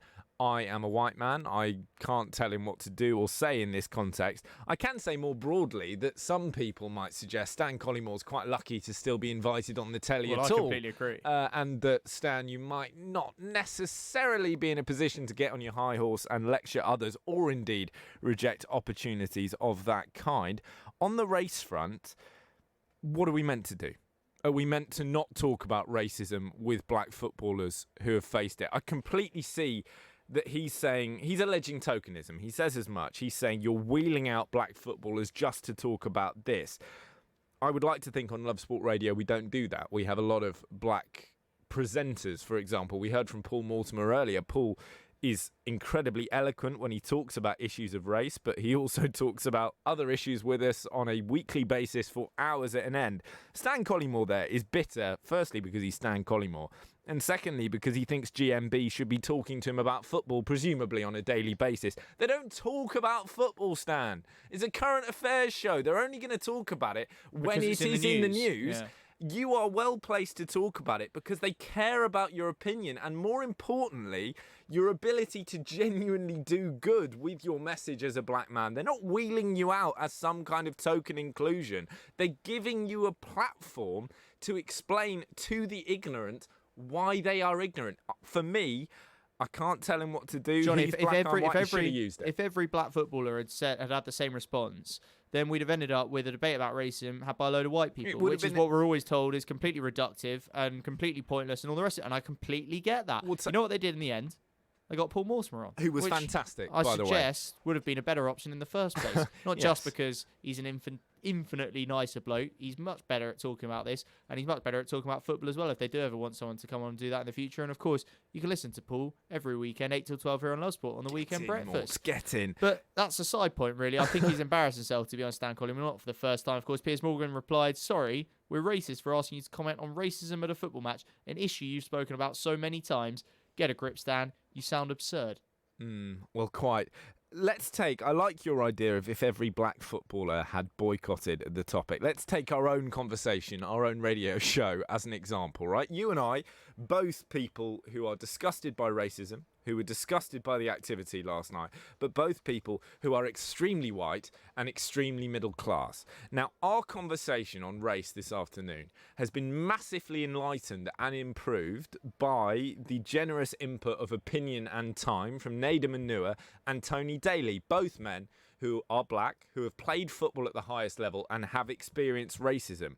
If they had decided not to talk to us, that would have been fair enough, but it would have been two white boys talking about racism. And that, Stan Collymore, I would politely suggest, does absolutely no good whatsoever.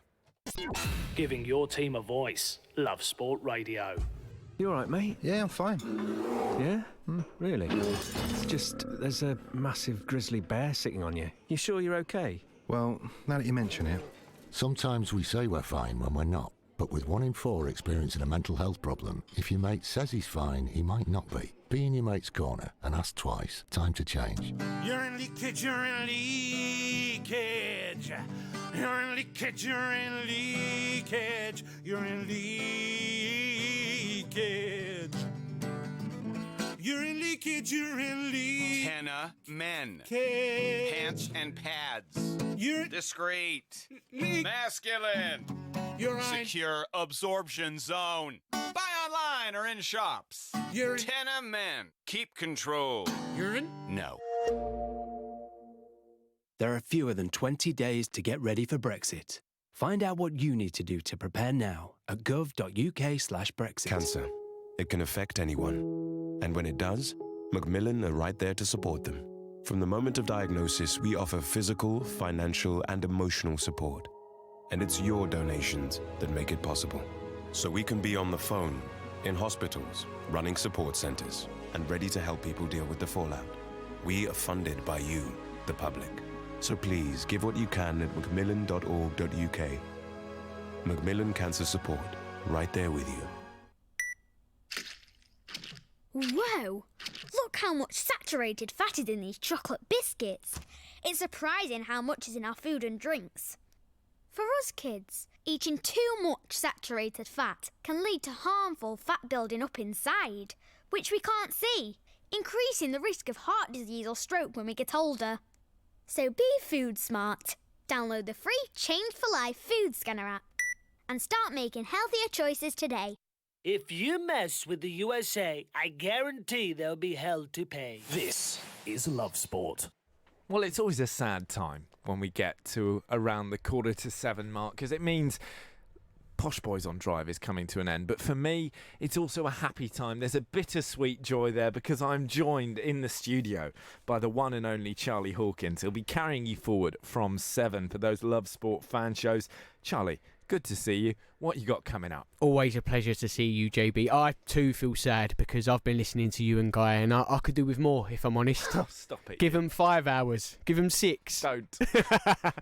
Coming up first, it is West Ham, of course. After the international break, the real football returns, as I like to call it. But West Ham, they was doing good, weren't they, until the last game, obviously, losing to Palace, losing great momentum, great confidence. They're looking to pick up, really. They want to continue their good start to the season, apart from the 1 or 2 obvious blips. They go to Everton, who are really struggling for form themselves down in the relegation zone, but they don't have a great history away to Everton, so Everton will be looking at this game as one they can spark their own Premier League season. But equally, West Ham are in very good form away from home against everybody else, so maybe they can break that Everton hoodoo.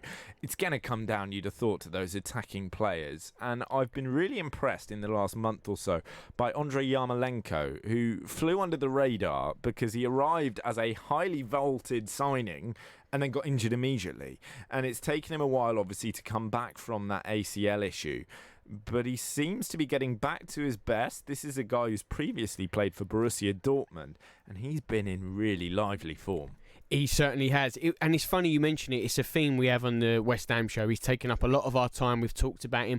There were calls at one point he needed to be dropped. He wasn't delivering for the team. His lack of effort, it was really showing through. And he had a really poor performance against Aston Villa. One that with the fans themselves, James and Will were saying, if he's going to put in a shift like that, we can't carry him. He's not a luxury player that we can afford to carry. He has to go. And it was almost, obviously he listens to the show. He heard that criticism and, and since then he's been on a great run. He scored against United. The game after that, was it Bournemouth? He scored in that one too, and he's really been, maybe you could argue, the player, the shining player heading into that international break. And that's what you need. You need not just your key men, you need the other players to really chip in if you're going to be successful as a team. Of course, Yarmolenko's nation, the Ukraine, flying as well, already qualified for Euro 2020.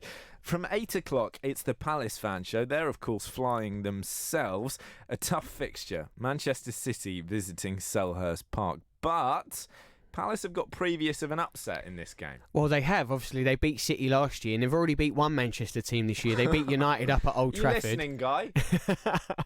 You beat. He's smiling. He said probably going to happen. They beat United already, and that was up at Old Trafford, so they're feeling confident. And I want to ask you, Johnny, actually, because you look at the table, you look at the Premier League table, and if you look at it, you look at the teams that are at the top, the middle, and the bottom. You could say, okay, maybe they're a place below where you thought they might be, a place higher, etc. Everyone's roughly kind of in and around where they were. Maybe bar Man United and Spurs, who are a lot lower than they expected. But you have to look at Palace. For them, outside the top four, on goal difference alone, they have had a tremendous start to this season. Surely it has to be the story of the season so far. That's what I'm saying. Absolutely staggering. I think they've been superb. If you look at that squad, don't forget, we were talking about Palace as potential relegation favourites this year. Okay, they held on to Zaha, but we were saying if they lose Wan-Bissaka and Zaha, it's going to be very, very tricky. No one tipped them for a tilt at the European places, and it's still early days. But on the squad, I'd say 15th. 16th in the league. Roy's got them up at 6th. Fair play to him. It is the Premier League fan show from 9 to 10, taking a little preview of all of the weekend's fixtures. Lots to look forward to there. Then from 10 o'clock, well, it is the dark horses in that race for Champions League football, the Leicester fan show. It certainly is, and it's a good one tonight. We've got ex-Leicester pro Richie Wellens on to talk us everything about the Leicester start. Obviously, he's managing Swindon Town right now as well, so really good guest. Really excited to have a chat with him about Leicester start. And this is it. There's a lot of top four talk, and I said to Richie, we're going to talk all about it, and he said, why not Leicester this year? Arsenal, Chelsea, Man United, Spurs, all in a transition, all going through a difficult time. Leicester will take advantage of that, so I'm keen to get into that a little further. Absolutely. It sounds an exciting show, and it's an exciting year for Leicester fans. From 10:30, it's Sheffield United, a difficult game for them against Arsenal. But speaking as an Arsenal fan, and Charlie, you are as well, this looks like a game that Arsenal could lose. It would be very Arsenal to get beaten by the dynamic, tactically astute, newly promoted side, who also aren't afraid of a scrap. Yeah, I think you're completely right. It's going to be a close one on Monday. I'm expecting 4-0 for Arsenal, but No. Stop it, you.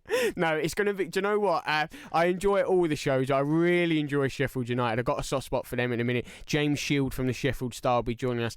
And, they speak so honest about the job that Chris Wilder's doing, how much it means to be back in the Premier League, how much the fans are taken to the journey. And let's not forget, this is a team that are unbeaten away in the Premier League after the second international break. This is a team that has 24 clean sheets, which is since the start of last year, which is the most in all of the 4 tiers of the English Football League. So if we're looking at that, Sheffield United, what a job Chris Wilder's doing. What a job the players are doing. The fans are loving it. And I'm expecting big things this year. And it is a tricky tricky place. And actually, we speak about that away form. They're actually doing better away from home than they are at Bramall Lane, which everyone would say tough place to pick up points. But it's at home, they're not doing as well. Well, you'll be getting into that in the show. They all sound cracking. I'll be tuning in on my way home, as I always do. Charlie, have a good few shows. That's West Ham from 7, Palace from 8, the Premier League fan show from 9 o'clock, Leicester City from 10, and Sheffield United topping things off until 11 o'clock. Well, we've talked England tonight, Guy, and the under-21s are in action tonight. What a team. What a team. Bear in mind, this is the kids. right? This is the kids' team. That 11, Ramsdale in net, who of course starts for Bournemouth. Aarons, Kelly, Davies and Gueye at the back. Justin I think back. it'll be James Justin at left back, won't it? Back. And you've got Kelly and Mark Gay, who I was reading this morning. He's been taking tips off John Terry. Of course, he's coming through the Chelsea Academy. Well, yeah, I hope very much for his defending rather than anything off the pitch. But yes, he's a hotly rated player. At just 19, it's easy to forget that centre-backs often don't become anything like fulfil anything like their potential till their mid-20s. So the fact he's so hotly rated is exciting. And that defence actually sounds good for the under-21s, but it is by far the least impressive element of this 11. The midfield and attacking lineup, you've got Dwight McNeil, you've got Callum Hudson-Odoi, you've got Joe Willock, and then, of course, you've got Eddie Nketiah, who's in fantastic form as well. Do you think... I'm a little bit surprised that Dwight McNeil, I think he's just 19 years old. Yeah. He's been in the Burnley team for about a year, and I know it wasn't just him, but he was a big reason that Burnley got out of the deep trouble they were in around this time last year. I thought he was 47. And a veteran of several NBA All-Star games. Yeah, exactly. I don't know how you end up being called Dwight McNeil if you're from Burnley, but fair play to him. He was released from Man United's academy. He looks like a fantastic player. He's got a great left foot.